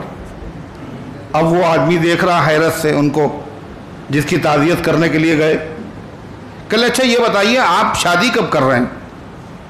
تو انہوں نے کہا آپ عجیب قسم کے آدمی ہیں، یہ کوئی شادی کا موقع ہے؟ کہ اس سے اچھا موقع اور کیا ہوگا؟ تو یہ باتیں کیا بے جوڑ سی جو باتیں ہوتی ہیں وہ عیب سمجھی جاتی ہیں، لوگ اس پر اعتراض کرتے ہیں۔ تو یہ بے جوڑ باتیں اگر مخلوق کے کلام میں ہوں جب بھی اچھی نہیں ہیں، اور اللہ کے کلام بے جوڑ ہو، یہ کیسے ہو سکتا ہے؟ ربط ہے، بڑا گہرا تعلق ہے، بڑی مناسبت ہے۔ ایک الگ بات ہے ہماری سمجھ میں نہ آئے تو یہ ہماری سمجھ کا قصور ہے، ہمارے علم کا قصور ہے، ہماری عقل کا قصور ہے۔ قرآن میں اللہ تعالیٰ نے کیا فرمایا؟ لا ریب فیہ، اس میں شک نہیں ہے۔ یہ نہیں کہا اس میں شک کرنے والے نہیں ہیں۔ دیکھیے سمجھیے قرآن کو، اس میں شک نہیں ہے، یہ نہیں شک کرنے والے نہیں ہیں، شک کرنے والے تو ہوں گے مگر قرآن شک کرنے والی کتاب ہے نہیں۔ اگر وہ شک کر رہے ہیں تو یہ ان کی عقل کا قصور ہے، ان کے دماغ کا خلل ہے، ان کی دماغ کی خرابی ہے۔ قرآن سے دہشت گردی کی تعلیم ہوتی ہے۔ جو یہ کہے اس کا مطلب کیا قرآن میں تو دہشت گردی نہیں ہے، یہ اس کی عقل کا فطور ہے، اس کے دماغ کا خلل ہے اور اس کی سمجھ کا نقصان ہے جو اس طرح کی باتیں کر رہا ہے۔ اسلام اور قرآن، اس میں تو انسانیت کی اس سے زیادہ تعلیم اور رحم کی اس سے زیادہ تعلیم دنیا میں کہیں ہو ہی نہیں سکتی۔ کیا تعلیم ہے پتہ ہے جو مدرسوں میں پڑھایا جاتا ہے؟ ایک واقعہ صرف، مدرسوں میں جو پڑھایا جاتا وہ کیا پڑھایا جاتا ہے؟ پڑھایا جاتا، عربی کی کتاب ہے مسئلے مسائل کی، اس میں لکھا ہے سور الآدمی طاہر ولو کان کافرا۔ سور کہتے ہیں عربی زبان میں جھوٹے کو، کچھ کھایا اور جو بچ گیا اس کو کیا کہتے ہیں؟ کیا کہتے ہیں اس کو؟ جھوٹا، عربی میں اس کو کہتے ہیں سور۔ یہ مسئلہ بچوں کو سکھایا جا رہا، پڑھایا جا رہا، جو دینی تعلیم حاصل کرنے آئے ہیں۔ سور الآدمی، آدمی کا جھوٹا، انسان کا جھوٹا پاک ہے۔ آگے ولو کان کافرا، اگرچہ وہ چھوڑنے والا وہ آدمی کافر ہو، غیر مسلم ہو، کسی بھی مذہب کا ماننے والا ہو، پھر بھی اس کا جھوٹا کیا ہے؟ پاک ہے۔ یہ مدرسوں میں پڑھایا جا رہا ہے۔ یہ انسانیت کی اس سے بڑی تعلیم اور کیا ہوگی؟ جو لوگ یہ بات کہتے ہیں اسلام میں اس طرح کی باتیں ہیں، خود ان کے وہاں کیا ہے؟ کس قدر چھوا چھوت ہے۔ ایک دوسرے کا برتن استعمال نہیں کر سکتا، کوئی اگر برتن چھو لے تو وہ مجرم استعمال کے لائق نہیں ہے۔ یہاں کیا پڑھایا جا رہا ہے؟ آدمی کا جھوٹا، چاہے مسلمان ہو غیر مسلم ہو، انسان ہے، وہ ہر انسان قابل احترام ہے۔ وَلَقَدْ كَرَّمْنَا بَنِي آدم، ہم نے آدم کے بیٹوں کو شرافت اور عظمت عطا فرمائی، اللہ قرآن میں کہہ رہا ہے۔ یہ کرامت اور عظمت ہی تو ہے، اس کا جھوٹا پاک ہے۔ اور اگر مسلمان شراب پینے کے بعد اگر پانی پی لے جس برتن میں، تو برتن کیا ہوگا؟ پاک رہے گا؟ ناپاک؟ تو ناپاک ہو گیا۔ تو حقیقت یہ ہے، تو اللہ تبارک و تعالیٰ نے اللہ تعالیٰ کا یہ کلام ہے، اس میں ربط کیوں نہیں ہوگا؟ تو پہلے جو آیت سورۃ پاک ہے اس کا نام ہے سورۃ النصر اور سورہ فتح، اور یہ ہے سورۃ تبت یدا۔ دونوں میں کیا مناسبت؟ اس سورت میں وعدہ تھا مدد کرنے کا اور بشارت تھی مکہ فتح ہوگا، اللہ کی مدد آئی۔ ارے تھا یا نہیں تھا؟ اس سورت پاک میں کیا ہے؟ اس سورت پاک میں وعید ہے، وہاں وعدہ تھا اور یہاں وعید ہے۔ وعدہ کہتے ہیں اچھی چیز کو دینے کو، اور وعید کہتے ہیں کسی بات کی دھمکی کو۔ وہاں وعدہ تھا اور یہاں وعید ہے۔ وعدہ کیا جاتا ہے دوستوں سے اور دھمکی دی جاتی ہے بولو دشمنوں کو۔ وہاں وعدے کا ذکر ہے کس سے؟ اپنے محبوب جناب محمد الرسول اللہ صلی اللہ علیہ وسلم اور آپ کے ماننے والوں سے، اور یہاں اللہ کے محبوب صلی اللہ علیہ وسلم کے جو سب سے بڑا دشمن تھا اس کو دھمکی دی جا رہی۔ یہ دونوں صورتوں میں ربط اور تعلق ہے۔ اس سے پہلی صورت میں کیا تھا؟ سورہ کافرون، لکم دینکم ولی دین، کائے پہ ختم ہو رہی؟ تمہارے کیے کا بدلہ تمہیں ملے گا اور میرے کیے کا بدلہ مجھے ملے گا، اللہ کے نبی نے فرمایا۔ تو پھر سوال پیدا ہوا، اے اللہ کے نبی پوچھ رہے ہیں گویا کہ اے اللہ ہمارے کیے کا ہمیں بدلہ کیا ملے گا؟ ہم نے جو کیا ہمیں کیا بدلہ ملے گا دنیا میں؟ تو سورہ اذا جاء نصر اللہ، اللہ نے نازل فرما دی تمہیں یہ ملے گا۔ کیا ملے گا؟ اللہ کی مدد آئے گی، مکہ فتح ہوگا، لوگ دین کے اندر فوج در فوج داخل ہوں گے، اور ہر طرف تسبیح اور تحلیل کا رواج ہوگا، یہ فرمایا۔ اور وَلَكُمْ لَكُمْ دِينُكُمْ، اور تمہارے کیے کا تمہیں بدلہ ملے گا۔ یہ تو نبی کے کیے کا بدلہ ہے، اور جو دشمن کر رہے تھے جن سے آپ نے کہا تمہارے کیے کا بدلہ تمہیں ملے گا، وہ کیا بدلہ ہے؟ اس کے جواب میں کون سی صورت نازل ہوئی؟ تبت یدا، تم نے یہ کیا ہے تو تمہیں یہ ملے گا، نبی نے یہ کیا ہے تو نبی کو یہ ملے گا۔ یہ دونوں صورتوں میں کیا ہے؟ تعلق ہے، مناسبت ہے۔ اللہ کے بندے دو طرح کے ہیں، ایک فرما بردار اور ایک نافرمان۔ تو پہلی صورت میں بتایا گیا فرما برداروں کی جزا کیا ہے، اور اس صورت میں بتایا جا رہا نامک حراموں کی، غداروں کی، نافرمانوں کی سزا کیا ہے۔ یہ دونوں صورتوں میں ربط اور تعلق ہے۔ تو قرآن پاک کی اس صورت میں ذکر ہے، اللہ فرماتا ہے تبت یدا ابی لہب وتب، ٹوٹ جائیں ابو لہب کے دونوں ہاتھ، وتب اور ٹوٹ گئے۔ مطلب اللہ کے رسول صلی اللہ علیہ وسلم نے کس ماحول میں یہ آیتیں نازل ہوئیں؟ یہ تھا کون ابو لہب؟ حضور پاک صلی اللہ علیہ وسلم کا سگا چچا، عبد المطلب آپ کے دادا، عبد المطلب کے بیٹے عبداللہ بھی ہیں جو حضور صلی اللہ علیہ وسلم کے والد، عبد المطلب کے بیٹے ابو طالب بھی تھے جو حضور پاک صلی اللہ علیہ وسلم کے چچا، عبد المطلب کے بیٹا ابو لہب بھی تھا۔ لیکن عبداللہ اور ابو طالب ان دونوں کے باپ بھی ایک اور ماں بھی ایک، باپ بھی ایک اور ماں بھی ایک۔ اگر باپ بھی ایک ہو اور ماں بھی ایک ہو اس کو کہتے ہیں حقیقی بھائی بہن، سگے بھائی اور سگی بہن۔ اگر باپ ایک ہو اور ماں الگ الگ ہو یہ بھی سگے کہلاتے ہیں، لیکن اس کو عربی میں کہتے ہیں علاتی بھائی۔ علاتی کا مطلب باپ شریک بھائی، باپ شریک کا مطلب باپ دونوں کے ایک ہیں اور ماں الگ الگ۔ اور اگر ماں ایک ہو اور باپ الگ الگ ہو، ایک شوہر سے ایک بچہ ہو پھر اس نے طلاق دے دی یا اس کا انتقال ہوگا دوسرے سے نکاح ہوا دوسرا بچہ، تو ماں ایک ہے مگر باپ الگ الگ، اسے کیا کہتے ہیں؟ اخیافی۔ کیا کہتے ہیں؟ اخیافی۔ اخیافی کا مطلب ماں شریک بھائی بہن، باپ ماں دونوں ایک حقیقی، باپ شریک صرف علاتی، ماں شریک صرف اخیافی۔ تو یہ جو ابو لہب تھا یہ بھی ابو عبد المطلب کا بیٹا تھا اور عبداللہ اور ابو طالب کا بھائی تھا، مگر عبداللہ اور ابو طالب یہ دونوں سگے بھائی تھے، یعنی ماں بھی ایک اور باپ بھی ایک۔ اور یہ ابو لہب جو تھا یہ تھا علاتی بھائی۔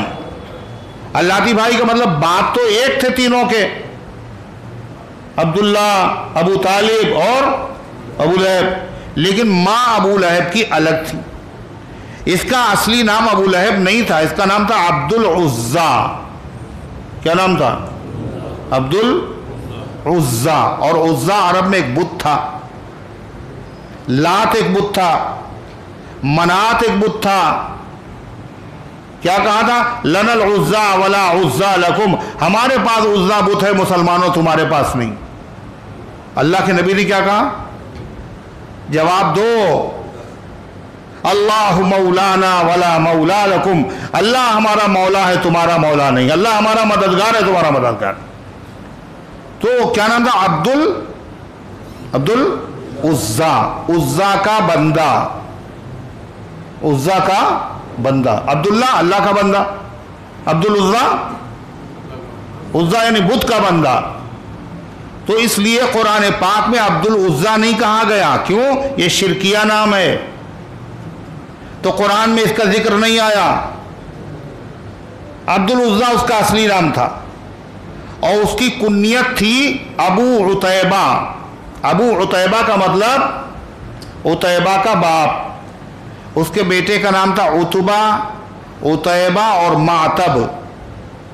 عتبہ، عتیبہ اور معتب، کنیت تھی ابو عتیبہ، مگر باپ اس کو کہا کرتے تھے ابو لہب۔ کیوں کہا کرتے تھے؟ بڑا خوبصورت تھا، اور لہب کے معنی ہیں آگ کے، جیسے آگ میں چمک ہوتی ہے، روشنی ہوتی ہے، ایسے اس کا چہرہ، اس کے رخسار چمکتے تھے، سفید تھے، انتہائی روشن تھے۔ اس روشنی کی وجہ سے اس کو کہا جاتا تھا ابو لہب۔ مگر یہ شخص اللہ کے رسول صلی اللہ علیہ وسلم کا چچا ہونے کے باوجود سب سے بڑا دشمن تھا۔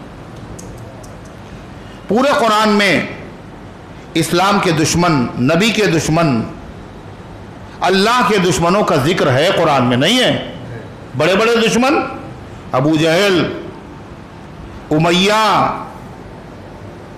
عبداللہ ابن ابی، امیہ ابن خلف، یہ بڑے بڑے دشمنوں کا ذکر ہے قرآن میں۔ ولید ابن مغیرہ، ان کی مذمت بھی ہے، ان کی برائی بھی ہے، مگر پورے قرآن پاک میں کسی کو اللہ نے نام لے کر برا بولو نہیں کہا۔ پورے قرآن میں دیکھ چاہیے، الف سے لے کر، پھر وہی بات،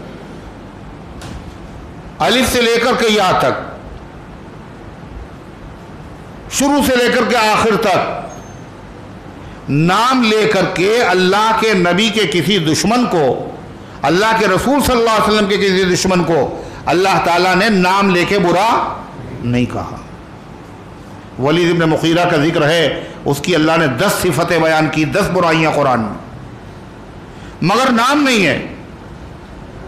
صرف واحد اکیلے یہ اللہ کے نبی کا وہ دشمن ہے جس کے بارے میں قرآن کی پوری سورت نازل ہوئی ہے اور اللہ تعالیٰ نے باقاعدہ اس کا نام لیا ہے۔ وہ کون ہے؟ ابو لہب۔ سوچیے آپ، آخر بات کیا ہے، راز کیا ہے؟ اس سے بڑے بھی دشمن تھے۔ ابو جہل سب سے بڑا دشمن، آپ نے فرمایا یہ میری امت کا کون ہے؟ فرعون ہے۔ اور پھر آپ نے فرمایا میری امت کا فرعون موسیٰ علیہ السلام کی امت کے فرعون سے زیادہ بڑا۔ فرعون فرمایا عبداللہ ابن ابی نے وہ چرکے دیے ہیں اسلام کو اور مسلمانوں کو، اور ایسی روحانی تکلیف پہنچائی اللہ کے نبی کو، ابو جہل نے بھی نہیں ویسی تکلیف پہنچائی، ایسی تکلیف، اتنا بڑا نبی کا دشمن، مگر نام اس کا بھی نہیں ہے۔ اسی کا نام کیوں ہے آخر؟ یہ قابل غور بات ہے۔ اس کا نام اس لیے ہے کہ عربوں میں رواج یہ تھا کہ اپنی برادری، اپنے قبیلے کا آدمی، چاہے ہم اس سے متفق ہوں یا متفق نہ ہوں، لیکن اگر لڑائی ہوتی تھی تو اس کی تحفظ، اس کی حفاظت سب لوگ کرتے تھے۔ اپنے آدمی کی، اپنے قبیلے کا آدمی ہے، دوسروں سے مقابلہ ہو گیا تو سب ایک ہو جاتے تھے اور اس کی حفاظت کرتے تھے اور اپنی جان لٹا دیتے تھے، اپنا مال لٹا دیتے تھے، اپنی عزتیں لٹا دیتے تھے۔ اتنی غیرت تھی ان میں، چاہے متفق ہو یا نہ ہو۔ آپ دیکھیں حضور پاک صلی اللہ علیہ وسلم کے چچا، دوسرے چچا حضرت ابو طالب، انہوں نے کلمہ پڑھا؟ بولو، نہیں پڑھا، آخر تک نہیں پڑھا، لیکن نبی کریم علیہ السلام کی حمایت، آپ کی طرفداری، دشمنوں سے دفاع، دشمنوں سے مقابلہ آخر تک کرتے رہے۔ وہ تو چچا تھے جن سے قریبی تعلق نہیں تھا، یعنی جو دور کا تعلق تھا، خاندان تھا جن کا، جو خاندان بنو ہاشم سے تعلق رکھتے تھے، ان لوگوں نے بھی کیا کیا؟ ایمان نہ لانے کے باوجود دوسروں کے مقابلے میں محمد الرسول اللہ صلی اللہ علیہ وسلم کا انہوں نے کیا کیا؟ تحفظ کیا، حفاظت کی۔ ہمارے قبیلے کے ہیں، ہمارے خاندان کے ہیں، ہماری برادری کے ہیں۔ آپ کا قبیلہ کون سا؟ قریش۔ آپ بنو ہاشم سے تعلق رکھتے تھے۔ سن 3 ہجری میں، 5 ہجری میں بلکہ کیا ہوا تھا؟ سارے لوگوں نے، مکے کے لوگوں نے ابو طالب سے یہ کہا یہ اپنے بھتیجے کو ہمارے حوالے کر دو، ہم اسے قتل کر دیں گے، یا سمجھاؤ۔ حضرت ابو طالب نے انکار کر دیا۔ جب انکار کر دیا تو مکے کے لوگوں نے کئی مرتبہ یہ بات رکھی، ہر مرتبہ انکار کر دیا اور آپ سے کہا جو چاہے کرو تم۔ اخیر میں وہ لوگ عاجز ہو گئے، ان کا ایسے کام نہیں چلے گا، ابو طالب خود دیں گے نہیں، حوالے بھی نہیں کریں گے، اس کا طریقہ ان کو مجبور کر دو۔ مجبور کرنے کا طریقہ ہے ان کا بائیکاٹ کر دو، سماجی بائیکاٹ۔ نہ کوئی شادی کرے گا، نہ ان کو کوئی رشتہ دے گا، نہ ان سے کوئی رشتہ لے گا، نہ ان کے ساتھ کوئی خرید و فروخت کرے گا۔ کھانے کی چیزیں، پینے کی چیزیں، کپڑا، ضروریات کی چیزیں کوئی بھی ان کو نہیں دے گا، ایک دانہ بھی ان کو نہیں دے گا۔ تو اس میں حضور پاک صلی اللہ علیہ وسلم آپ کے ساتھ میں آپ کے چچا حضرت ابو طالب نہیں، بلکہ پورا خاندان بنو ہاشم، چاہے مسلمان ہو چاہے مسلمان نہ ہو، سب کے سب اللہ کے نبی کو حوالے نہیں کریں گے، عبداللہ کے یتیم کو حوالے نہیں کریں گے۔ پھر ایسا قیمتی انسان، ایک تو برادری، قبیلہ، وہ ایسا قیمتی انسان جو ہماری عزت کا شرف۔ تو سارے بنو ہاشم نے کیا کیا؟ مکہ چھوڑ دیا۔ شیب ابی طالب ایک درہ تھا، دو پہاڑوں کے بیچ میں ایک وادی تھی، وہاں جا کے انہوں نے پڑاؤ ڈالا، اور کتنے سال؟ 3 سال تک۔ اور یہ بائیکاٹ کا معاہدہ لکھ کر کے خانہ کعبہ کی دیوار کے اوپر لٹکا دیا گیا، یعنی یہاں کے لوگ بھی اور باہر کے جو حج کرنے آئیں گے، عمرہ کرنے آئیں گے، زیارت کرنے آئیں گے، طواف کرنے آئیں گے، وہ لوگ بھی جانتے نہ ہو تو اس کو پڑھ لیں، کوئی ان کے ساتھ خرید و فروخت نہیں کرے۔ 1-2 دن نہیں، میاں ایک دن بچوں کو دودھ نہ ملے تو کیا قیامت ہوتی۔ یہ 3 سال بچے رو رہے ہیں، بھوک سے تڑپ رہے ہیں، چیخ رہے ہیں، اتنے سنگ دل تھے یہ لوگ، ان کو ترس نہیں آتا تھا، ان کو ترس نہیں آتا تھا۔ کیسے کیسے دن گزارے ہیں، چمڑا، کھال، جو بھی مل گیا اس کو دھو لیا، اس کو جلا لیا، اور اس کو جلا کر کے پھاک لیا، اور کیسے زندہ رہے وہ لوگ 3 سال تک۔ حضرت صدیق اکبر رضی اللہ تعالی عنہ یہ بنو ہاشم میں سے بولو تھے یا نہیں تھے؟ کہ ہمیں کیا معلوم، بنو ہاشم سے ان کا تعلق نہیں ہے صدیق اکبر کا۔ اور بائیکاٹ جن لوگوں کو ہوا تھا وہ کس کا ہوا تھا؟ بولو، صرف بنو ہاشم کا ہوا تھا۔ مگر صدیق اکبر خود کہاں تھے؟ اسی شیب ابی طالب میں تھے، اللہ کے نبی صلی اللہ علیہ وسلم کے اوپر فداکاری کے لیے اور آپ کے غم کو بانٹنے کے لیے کبھی جدا ہوئے صدیق اکبر؟ وہ وقت حضر یا وقت سفر صدیق اکبر ہیں، اور نبی کے ساتھ جب دیکھو جدھر صدیق اکبر ہے، یعنی خود سے مصیبت میں مبتلا کر لیا اپنے آپ کو۔ ان کا بائیکاٹ نہیں تھا، ان کا تعلق قبیلے بنو تیم سے تھا۔ حضرت عمر کا تعلق قبیلے بنو عدی سے تھا، حضرت عثمان غنی بنو امیہ سے تھا، لیکن وہاں حضرت صدیق اکبر، حضرت عمر تو اس زمانے میں مسلمان بھی نہیں۔ حضرت صدیق اکبر رضی اللہ تعالیٰ وہاں شریک ہیں، اور خالی شریک نہیں ہیں، جب یہ معاہدہ ختم بھی ہوا اس زمانے میں بھی ایک مرتبہ حضرت حکیم ابن حزام، حکیم ابن حزام یہ کون ہے؟ حضرت خدیجہ کو جانتے ہیں؟ کون تھی وہ؟ کہاں رہتی تھی وہ؟ لکھنؤ میں۔ حضرت خدیجہ ام المومنین، حضرت خدیجہ طاہرہ رضی اللہ عنہا، نبی پاک علیہ السلام کی زوجہ مطہرہ، ان کے بھتیجے ہیں حضرت حکیم ابن حزام۔ یہ ان کی عمر ہے 120 سال، 60 سال کفر کا زمانہ ہے اور 60 سال اسلام کا زمانہ، اور یہی ہے دار الندوہ، یعنی وہ عمارت، وہ بلڈنگ جہاں عرب لوگ آپس میں مشورہ کرتے تھے، اور وہیں اللہ کے نبی کے قتل کا بھی مشورہ کیا گیا تھا۔ اس عمارت کے مالک بھی حکیم ابن حزام تھے، حضرت خدیجہ رضی اللہ عنہ کے بھتیجے تھے۔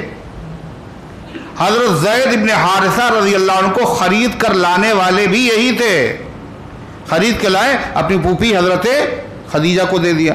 حضرت خدیجہ رضی اللہ عنہ نے اپنے شوہر نبی کریم علیہ السلام کو دے دیا، آپ نے ان کو آزاد کر دیا۔ حکیم ابن حزام، اور حکیم ابن حزام واحد وہ آدمی ہیں جو خانہ کعبہ میں پیدا ہوئے۔ کہاں پیدا ہوئے؟ حرم میں پیدا ہوئے۔ محدثین نے، مورخین نے لکھا ہے اس میں کوئی اختلاف نہیں ہے، کسی کا بھی اختلاف نہیں ہے کہ ان کی ولادت کہاں ہوئی؟ حرم شریف میں ہوئی۔ کس کی؟ حضرت حکیم ابن حزام کی۔ پتہ ہے آپ لوگوں کو یہ خانہ کعبہ میں پیدا ہوا؟ معلوم ہے کون پیدا ہوا، کون تھے؟ کچھ پتہ ہی نہیں۔ حضرت علی رضی اللہ عنہ کے بارے میں صحیح قول یہی ہے کہ وہ حرم میں پیدا نہیں ہوئے، اپنے گھر پہ پیدا ہوئے، ابو طالب کے گھر پہ پیدا ہوئے۔ صحیح قول یہی ہے، دونوں کے وہاں، شیعوں کے وہاں بھی اور سنیوں کے وہاں بھی۔ مگر ساری دنیا میں یہی چرچا ہے، مولود حرم، مولود حرم، مولود حرم۔ حرم میں پیدا ہونے والا، حرم میں پیدا ہونے والا کون؟ حضرت علی۔ مولود کعبہ، مولود حرم۔ اتنا ہنگامہ، اتنا شور کہ ہر آدمی، وہ تو جانتے ہی تھے مگر ان کا بچہ بچہ جانتا تھا۔ ہمارے وہاں بھی ہر آدمی جان گیا کہ حضرت علی کہاں پیدا ہوئے؟ بولو کہاں پیدا ہوئے؟ کہ حرم میں۔ یہ پروپیگنڈے کا اثر ہوتا ہے کہ اپنے بھی متاثر ہوتے ہیں اور دوسرے بھی متاثر ہوتے ہیں، جبکہ صحیح بات یہ ہے ان کی ولادت وہاں نہیں ہوئی، اور یہ کوئی شرف کی بات بھی نہیں ہے کہ آدمی کی مسجد کے اندر پیدا ہو جائے، یہ کوئی عزت کی چیز نہیں ہے، عزت کی چیز ہے۔ رسولی مسجد میں اگر کسی کی ولادت کسی بچے کی ہو جائے تو کہا جائے یہ بہت مبارک بچہ ہے، یہ مسجد میں پیدا ہوا۔ لوگ کیا کہیں گے؟ مسجد زچہ خانہ ہے، مسجد نرسنگ ہوم ہے، یہاں بچوں کی پیدائش کے لیے بنایا گیا ہے، یہ تو اللہ کی عبادت کے لیے بنایا گیا ہے۔ لیکن ولادت کا وقت کسی کو پتہ نہیں ہے، کسی وقت بھی ولادت ہو سکتی ہے، راستے میں بھی ہو جائے، سفر میں ہو جائے، اور ہو ہی جاتی ہے۔ مسجد میں کوئی خاتون اگر ضرورت سے آ جائے اور اتفاق سے وقت آ جائے اور ولادت ہو جائے تو یہ کوئی کمال تھوڑی ہے؟ ارے ہے کمال؟ اگر یہ کمال کی چیز ہوتی، وہ شرف کی چیز ہوتی، تو اللہ تعالیٰ کی خدائی میں سب سے مکرم، سب سے معظم اور سب سے شرافت اور عظمت والے، اور جن کے صدقے میں سب کو عظمتیں نصیب ہوئی ہیں، جناب محمد رسول اللہ صلی اللہ علیہ وسلم، آپ کی ولادت کہاں ہوتی؟ حرم میں ہوتی۔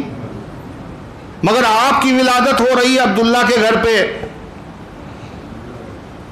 حضرت عبداللہ نبی کریم صلی اللہ علیہ وسلم کے والد، ان کے گھر پہ ہو رہی۔ حضرت علی کی ولادت وہاں ہو رہی، مگر مقصد، مسئلہ دوسرا ہے، مسئلہ ہی دوسرا ہے۔ یہ سب مشہور کرنے کا، پروپیگنڈا کرنے کا مقصد کیا ہے؟ کہ حضرت علی کا رتبہ سب سے زیادہ ہے، صحابہ سے زیادہ؟ جی نہیں، یہ مروت ہے، وہ تو ہے ہی، جتنے نبی دنیا میں آئے ہر نبی سے زیادہ۔ پھر اللہ کے نبی صلی اللہ علیہ وسلم کا ڈر لگتا ہے، لیکن ہے حقیقت یہ کہ اللہ کے نبی سے بھی زیادہ۔ کیسے زیادہ ہے؟ زبان میں کھجلی ہوتی ہے، اور جو بات دل میں ہوتی ہے وہ کبھی نہ کبھی زبان سے نکل ہی جاتی۔ کہنے لگے خانہ کعبہ بھی زچہ خانہ بنے جس کے لیے، خانہ کعبہ بھی زچہ خانہ، جہاں بچے کی پیدائش ہوتی ہے تو زچہ خانہ، خانہ کعبہ بھی زچہ خانہ بنے جس کے لیے، کون ہوگا اس سے بڑھ کر طاہر و اطہر پیدا، اس سے زیادہ پاکیزہ کون ہو سکتا ہے؟ اب آپ بتائیے اس میں کون آ گیا؟ کون آیا؟ اللہ کے نبی نہیں آئے؟ ان سے بڑھ کے تو کوئی پاک صاف ہو ہی نہیں سکتا، تو اللہ کے نبی کو بھی کہہ دیا۔ یہ تو وہ ہے، ورنہ حقیقت میں مذہبی کتابوں میں کیا لکھا ہوا ہے پتہ ہے آپ کو؟ جرى له من الفضل مثل ما جرى لمحمد صلی اللہ علیہ وسلم، کہ حضرت علی نہیں، ہمارے جتنے 12 کے 12 امام ہیں، ہر ایک کو وہی فضیلت، وہی مقام، وہی شرف، وہی درجہ، وہی مرتبہ حاصل ہے جو محمد رسول اللہ صلی اللہ علیہ وسلم کو حاصل ہے۔ استغفر اللہ۔ پوری دنیا، پوری کائنات میں مسلمانوں میں بڑا اختلاف، اللہ کے نبی صلی اللہ علیہ وسلم کے فرمان کے مطابق 72 نہیں 73 ہوں گے فرقے میری امت میں۔ اللہ کے نبی نے کہا تو سارے لوگ چاہیں مر جائیں اتحاد کرتے کرتے اور اسی غم میں مر جائیں، گھٹن میں مر جائیں، مگر یہ 73 فرقے تو پیدا ہو کر رہیں گے۔ نبی نے جو کہہ دیا وہ ہو کر رہا ہے، وہ تو برحق وہ تو ہوگا۔ اتنے فرقے ہیں، یہ تو وہ فرقے ہیں 73 کون سے پتہ ہے؟ کون سے؟ جو ایمان والے ہیں، یہ بھی لوگ نہیں جانتے ہیں۔ 73 فرقے جو ہیں یہ ہیں سب ایمان والے، اور یہ سب جنت میں جائیں گے، یہ بھی سن لو، یہ سب جنت میں جائیں گے۔ لیکن کب جائیں گے؟ اپنی فکری گمراہی، اپنی بدعقیدگی کی سزا پانے کے بعد جائیں گے ضرور جنت میں۔ یہ ایک ایسا طبقہ ہے جس کو سزا نہیں ملے گی اپنے عقیدے کی خرابی، اپنی بدراہی، اپنی فکری گمراہی کی وجہ سے، اور وہ سیدھا جنت میں جائے گا۔ وہ کون ہے؟ وہ ہے ما انا علیہ واصحابی، جو میرے طریقے پر چلے، میرے صحابہ کے طریقے پر چلے، انہی کو کہا جاتا اہل سنت و جماعت۔ جو نبی کا طریقہ، صحابہ کا طریقہ، اہل سنت، یہ جائیں گے جنت میں بغیر سزا کے۔ اور باقی جو ہیں جتنے 73 72 جو ہیں وہ بھی جائیں گے جنت میں، جائیں گے وہ بھی جنت میں، مگر سزا پانے کے بعد۔ اب سوال پیدا ہوتا ہے کہ جتنے اہل سنت و جماعت ہیں یہ بغیر سزا کے جنت میں جائیں گے کیا؟ ان میں جو بے نمازی ہوں وہ سیدھے جنت میں جائیں گے، چاہے نماز پڑھیں چاہے نہ پڑھیں، ہیں؟ روزہ رکھے جب بھی جنت میں، اور روزہ نہ رکھے جب بھی جنت میں، زکوٰۃ دے جب بھی جنتی، اور نہ دے پھر بھی جنتی، حج کرے پھر بھی جنتی، نہ کرے جب بھی جنتی، شراب پئیں پھر بھی جنتی، جوا کھیلے پھر بھی جنتی۔ ان کو سزا نہیں ملے گی۔ جو آدمی جان بوجھ کر کے ایک نماز کو چھوڑ دے، فرض نماز کو چھوڑ دے، قضا کر دے، قضا نہیں چھوڑ ہی دے، تو 40 حقب جہنم میں جلنا پڑے گا۔ 2,88,00,000 برس ایک نماز کے بدلے میں۔ کتنے مضبوط دل کے لوگ ہیں، کتنے مضبوط دل کے لوگ ہیں کہ جو ہفتے بھر میں ایک ہی نماز پڑھتے خالی جمعہ، اور باقی حساب جوڑے ہوئے ہیں سب، ایک نماز میں کتنا 2,88,00,000 برس تک ایک ہفتے میں کتنی نمازیں ہو گئیں جمعے کو چھوڑ کے، سب حساب لگائے ہوئے ہیں، اتنے دن جلنا پڑے گا، کوئی مسئلہ جل لیں گے۔ کتنے دلیر ہیں، کتنے سخت دل ہیں۔ فما اصبرہم علی النار، قرآن کہتا ہے یہ جہنم پر کتنا صبر کرنے والے ہیں، کتنے جگرے کے لوگ ہیں۔ اللہ فرماتا ویسے تو یہ کہتے ہیں لاؤ کہاں ہے عذاب، لاؤ کہاں ہے عذاب، اللہ کہتا جہنم کی ایک بھاپ لگے گی تو سارا نشہ ہرن ہو جائے گا، اور پناہ مانگیں گے یہ ہم نے کیا کیا۔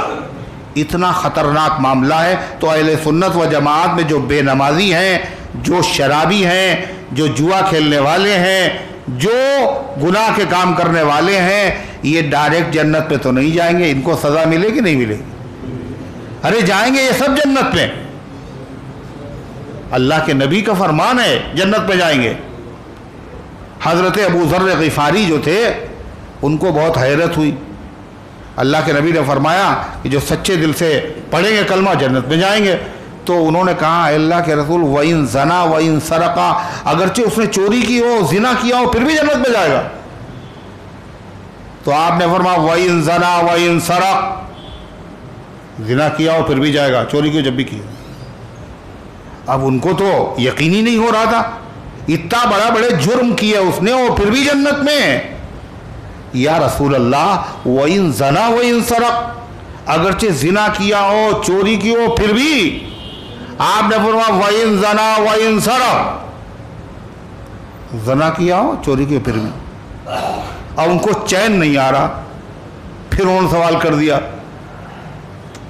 وَإِن زَنَا وَإِن سَرَقَ یا رسول اللہ، اللہ کے رسول زنا کیا ہو چوری کو پھر بھی آپ نے فرمایا وَإِن زَنَا وَإِن سَرَقَ وَلَوْ رَغِمَ أَنْفُ أَبِي ذَرٍ، اگرچہ چوری کی ہو، زنا کیا ہو، اگرچہ ابو ذر کی ناک مٹی میں خاک آلود ہو جائے، یا اگرچہ ابو ذر نہ بھی چاہیں جب بھی جنت میں جائے۔ حضور نے فرمایا اللہ کے اس نبی کے فرمانے کا مطلب کیا ہے؟ کچھ بھی کرتے رہو پھر بھی نہیں، گناہوں کی سزا پانے کے بعد جس نے سچے دل سے کلمہ پڑھا ہے وہ جنت میں جائے گا ضرور، ایک نہ ایک دن جائے گا ضرور، ہمیشہ رہنے کے لیے جنت نہیں ہے، جہنم نہیں ہے اس کے لیے۔ قرآن کیا کہتا ہے؟ کس کے لیے جہنم؟ اعدت للکافرین، تیار کی گئی کس کے لیے؟ کافروں کے لیے۔ تو یہ تو کلمہ پڑھنے والا یہ کیسے وہاں رہے گا؟ کہا تیار تو ان کے لیے کی گئی، رہیں گے وہ ہمیشہ اس میں، مگر ایمان والا وہاں جائے گا لیکن رہنے کے لیے نہیں جائے گا۔ کائے کے لیے جائے گا؟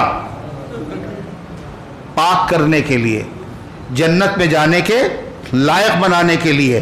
یہ کپڑا پہنا تو جائے گا مگر پہلے واشنگ مشین میں اس کو چکر دیے جائیں گے، پہلے دھویا جائے گا اس کو، ارے ہے یا نہیں، گندا ہو گیا، میلا ہو گیا، نہیں پہنیں گے اس کو، لیکن پہنیں گے۔ کب پہنیں گے؟ پاک کرنے کے بعد۔ یہ جنت میں جائے گا ضرور، ابھی نہیں جائے گا، پاک کرنے کے بعد جائے گا۔ جہنم میں اس کو جو ڈالا جائے گا تو کہے کہ سزا کے لیے نہیں، کہے کے لیے؟ واشنگ مشین میں کپڑے کہے کے لیے ڈالے جاتے ہیں؟ پھاڑنے کے لیے، پھینکنے کے لیے، پاک کرنے کے لیے۔ جہنم میں یہ جو ڈالا جا رہا کہے کے لیے ڈالا جائے گا؟ تطہیر کے لیے، پاک کرنے کے لیے، جنت میں جانے کے لائق بنانے کے لیے۔ کسی نے کہا اے گنہگار نہ دوزخ کی سزا سے گھبرا، کوئی اپنا ہی سمجھ کر تو سزا دیتا ہے۔ یہ جو سزا دی جا رہی ہے جہنم میں یہ کاہے کے لیے؟ یہ انتقام نہیں ہے، یہ بدلہ نہیں ہے، یہ جنت میں جانے کے لائق بن جائیں۔ جنت میں پاک لوگ جاتے ہیں، یہ ابھی ناپاک ہے، اس کی ناپاکی ختم ہو جائے، مگر اللہ تعالی ہمیں اور آپ کو اس سے بھی بچائے۔ جہنم کے اندر ایک لمحہ جانا یہ بھی بہت خطرناک ہے، ہم میں سے کوئی برداشت نہیں کر سکتا۔ ذرا دنیا کے چراغ کی لو پر، دنیا میں جو چراغ جلتا موم بتی، اس کی لو پہ انگلی رکھ کے دیکھو، انگلی رکھ کے دیکھو کتنی دیر تک رکھ لو گے؟ بالآخر بے چین ہو جاؤ گے۔ یہ آگ دنیا کی آگ ہے، یہ 70 گنا کم ہے اور وہ اس سے 70 گنا زیادہ، کیسے برداشت ہو؟ اللہ سب کی حفاظت فرمائے۔ تو سوال یہ ہے کہ اہل سنت 73 فرقے ہوں گے اور 73 فرقوں میں سے ہر فرقہ جنت میں جائے گا، یہ سب ایمان والوں کے فرقے ہیں، اور ایمان والا ہمیشہ جہنم میں بولو نہیں رہے گا، جنت میں جائے گا ضرور۔ یہ سب جنت میں جائیں گے لیکن یہ سب سزا پانے کے بعد جائیں گے، اور ایک جائے گا۔ کیا ہوا؟ کوئی بات ہے؟ ایک جو ہے بغیر سزا پائے ہوئے جائے گا، وہ کون ہے؟ ما انا علیہ واصحابی، جو میرے طریقے پر، صحابہ کے طریقے پر۔ اور وہ ایک ہے کون؟ صحابہ نے یہ نہیں پوچھا وہ 72 کون ہے، اسے اس راستے پہ جانا ہی نہیں ہے، ہمیں تو اس راستے پہ جانا ہے جو ایک والا راستہ، فرما جو میرے راستے پر، میرے صحابہ کے راستے پر، وہ ہے اہل سنت و جماعت۔ تو اس کا مطلب یہ ہوا کہ اہل سنت و جماعت جنت میں جائیں گے بغیر سزا کے جائیں گے، حالانکہ ان کو بھی سزا دی جائے گی۔ ارے دی جائے گی نہیں دی جائے گی؟ نہیں سمجھ میں آ رہی بات؟ نماز نہیں پڑھ رہے اہل سنت و جماعت تو سیدھے جنت میں، رشوت لے رہے پھر بھی جنت میں، سزا ان کو بھی دی جائے گی اور 72 فرقوں کو بھی دی جائے گی۔ سمجھو فرق کیا ہے دونوں میں؟ ایک ہوتا عمل اور ایک ہوتا عقیدہ، ایک ہوتا عمل ایک ہوتا عقیدہ۔ یہ جو اہل سنت و جماعت ہے ان کے عقیدے تو ٹھیک ہیں، ان کے عمل خراب ہیں۔ جو عمل خراب ہیں ان خراب عمل کی سزا دینے کے بعد ان کو سیدھے جنت میں بھیج دیا جائے۔ جو 72 ہیں ان کے عمل بھی خراب تھے، ان کے عقیدے بھی خراب تھے، لہذا ان کی سزا اکہری ہے، ان کی سزا ڈبل ہے، لیکن جائیں گے سب جنت میں۔ مگر قادیانی بولو جنت میں جائے گا ہی نہیں. کیوں؟ یہ 73 میں نہیں ہے. رافضی کہ یہ بھی نہیں. یہ تو ایمان والوں کے فرقوں کا بیان ہے, غیر ایمان والے فرقوں کا بیان نہیں ہے. یہ سب کے سب کیا ہوں گے؟ غیر ایمان والے, ان کا کوئی سوال ہی نہیں ہو تو جانے. تو اتنے اختلاف کے باوجود میں عرض یہ کر رہا تھا امت میں 73 فرقے ہوں گے. حضور نے فرمایا مگر کسی فرقے نے یہ کبھی نہیں کہا کہ ہمارے بزرگ اللہ کے نبی کے برابر ہیں. بولو کوئی ہے؟ امت میں لاکھ اختلاف ہے, لاکھ اختلاف ہے, مگر پوری امت اس 1000 اختلاف کے باوجود اس بات پر متفق ہے کہ سب سے افضل خدا کی خدائی میں خدا کے بعد جناب محمد الرسول اللہ صلی اللہ علیہ وسلم کی ذات گرامی ہے. جس کو جو کچھ ملا وہ آپ کے صدقے میں ملا, جس کو ملے گا وہ آپ کے صدقے میں ملے گا. یہ ساری دنیا کے مسلمانوں کا عقیدہ ہے. لیکن ان لوگوں کا عقیدہ کیا ہے کہ یہ 12 جو ہیں ہمارے, یہ سب درجے میں فضیلت میں اللہ کے نبی کے برابر ہیں. یہ بھی مروت میں کہہ دیا برابر ہیں, ورنہ اندر سے معاملہ کیا ہے؟ اللہ کے نبی سے بھی آگے. کیسے؟ وہ بھی لکھا ہوا ہے. مگر یہ باتیں سہارا آدمی کہاں سمجھ پائے گا؟ کیا لکھا ہے پتہ ہے؟ یحلون ما یشاؤون ویحرمون ما یشاؤون.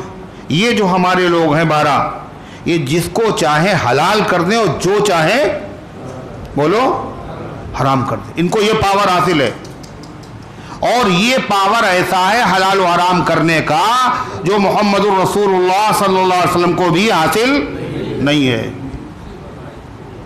جو اللہ کے نبی کو حاصل نہیں, وہ ان کو اگر حاصل ہے تو کیا مطلب ہوا؟ وہ حضور سے بھی زیادہ بڑے ہیں. اللہ کے نبی کو کیسے حاصل نہیں؟ قرآن پاک کے 28ویں پارے میں آخری سورت ہے, اس کا نام ہے سورہ تحریم. کیا نام ہے؟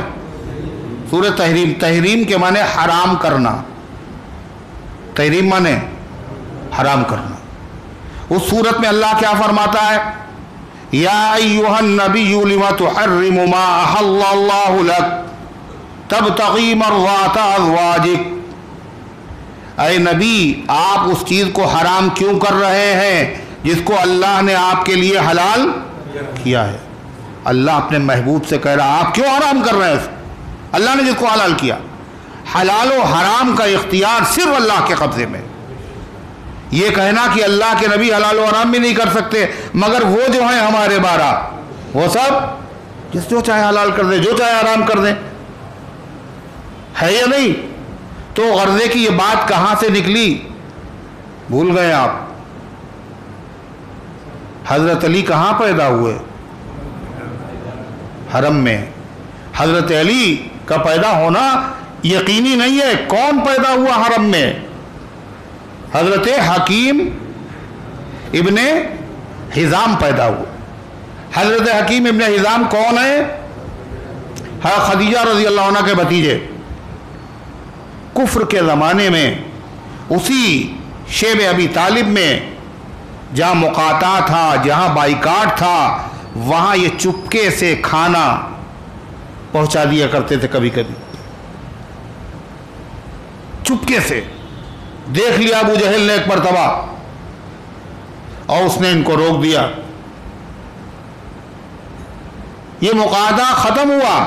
اس میں جتنے تھے بنو ہاشم تھے, کوئی غیر ہاشمی کا اس میں بائیکاٹ نہیں تھا, مگر اس میں ایک غیر ہاشمی بھی تھا جو بنو ہاشم سے جن کا رشتہ نہیں تھا, جو نبی کی محبت میں وہاں آئے تھے. اور وہ اکیلا کون تھا؟ بولو کون تھا وہ؟ حضرت ابو بکر صدیق رضی اللہ عنہ. جہاں نبی ہے وہاں حضرت ابو. ان کا مقام ہی بہت بلند ہے, ان کا مقام ہی بہت اونچا ہے. اسی لیے حضور صلی اللہ علیہ وسلم کیا فرما, حضرت ابو طالب نے کہا جب ختم ہو گیا بائیکاٹ, حضور نے فرمایا دیمک نے کھا لیا ہے. حضرت ابو طالب گئے, حضور صلی اللہ علیہ وسلم نے بات کی. حضرت ابو طالب نے ایک شعر کہا, جب وہ بائیکاٹ ختم ہو گیا تو حضرت ابو طالب نے کہا فَسُرَّ بِهَا أَبُو بَكْرٍ وَمُحَمَّدٍ، اس بائیکاٹ کے ختم ہونے سے اللہ کے نبی خوش ہوئے اور ابو بکر بھی خوش ہوئے۔ یہ تعریف کون کر رہا ہے ابو بکر کی؟ حضرت علی کے باپ کر رہے ہیں، حضور کے چچا کر رہے ہیں، حضرت ابو طالب کر رہے ہیں۔ اللہ کے نبی نے فرمایا جس کو جو کچھ جس نے احسان کیا سب کا بدلہ دے دیا، بس ایک ہی آدمی ہے جس کا ہم بدلہ نہ دے پائے، اور وہ اللہ قیامت کے دن کا ایک ہی آدمی ہے صرف، اور وہ کون ہے یہ بھی بتا دیا، حضرت صدیق اکبر۔ اللہ تعالیٰ ان کو پوری امت کی طرف سے جزا عطا فرمائے۔ تو اس بائیکاٹ کے زمانے میں بنو ہاشم کے سارے لوگ شریک تھے، غیر ہاشمی کون شریک تھا؟ صدیق اکبر۔ مگر بنو ہاشم میں ایک آدمی ایسا تھا جو اس بائیکاٹ میں شریک نہیں تھا، خاندان کا ہوتے ہوئے، برادری کا ہوتے ہوئے، قبیلے کا ہوتے ہوئے ایک آدمی ایسا تھا، اور وہ کون تھا پتہ ہے؟ ابو لہب، جس کے بارے میں یہ صورت نازل کی گئی، قرآن نے جس کی برائی بیان کی اور عادت و مزاج کے خلاف قرآن پاک میں اس کا نام لے کے خدا نے برا کہا۔ کیوں؟ اس کا جرم بڑا تھا، اس کے جرائم بڑے تھے۔ مزید تفصیلات انشاءاللہ پھر عرض کی جائے گی۔ حضرت صدیق اکبر کا جب ذکر آیا تو ایک بات سن لیجئے کہ حضرت صدیق اکبر رضی اللہ تعالیٰ عنہ کے سلسلے میں اللہ کی مہربانی سے میں نے ایک کتاب مرتب کی، اس کا نام ہے ذکر صدیق اکبر۔ کیا نام ہے؟ ذکر صدیق اکبر۔ قرآن اور سنت اور اسی طریقے سے احادیث اور سیرت اور شیعہ سنی کتابوں کی حوالوں کے ساتھ 224 صفحات پر یہ کتاب ہے۔ اس کتاب کا مقدمہ مرشد امت حضرت مولانا محمد سید محمد رابع ندوی دامت برکاتہم نے لکھا ہے، اور اس کتاب کے لیے تائیدی کلمات دارالعلوم دیوبند کے محتمم حضرت مولانا مفتی محمد ابو القاسم دامت برکاتہم نے لکھے ہیں، اور اس کتاب کی تائید میں جانشین امام اہل سنت مولانا عبدالعلیم صاحب نے بھی کلمات لکھے ہیں۔ اس میں پرانے شعراء کے بھی کچھ اشعار ہیں، اور یہ کتاب ایسی ہے جس میں صرف صدیق اکبر کی سیرت نہیں ہے بلکہ اس میں بہت کچھ ہے، اور آسان زبان میں ہے۔ یہ ہر آدمی کو پڑھنا چاہیے، ہر آدمی کے گھر میں ہونا چاہیے۔ یہ کتاب آپ حضرات لے سکتے ہیں دفتر سے، ہمارے وہاں آفس سے۔ چند نسخے یہاں بھی ہیں، دعا کے بعد جس کو لینا ہو وہ اس کو لے سکتا ہے۔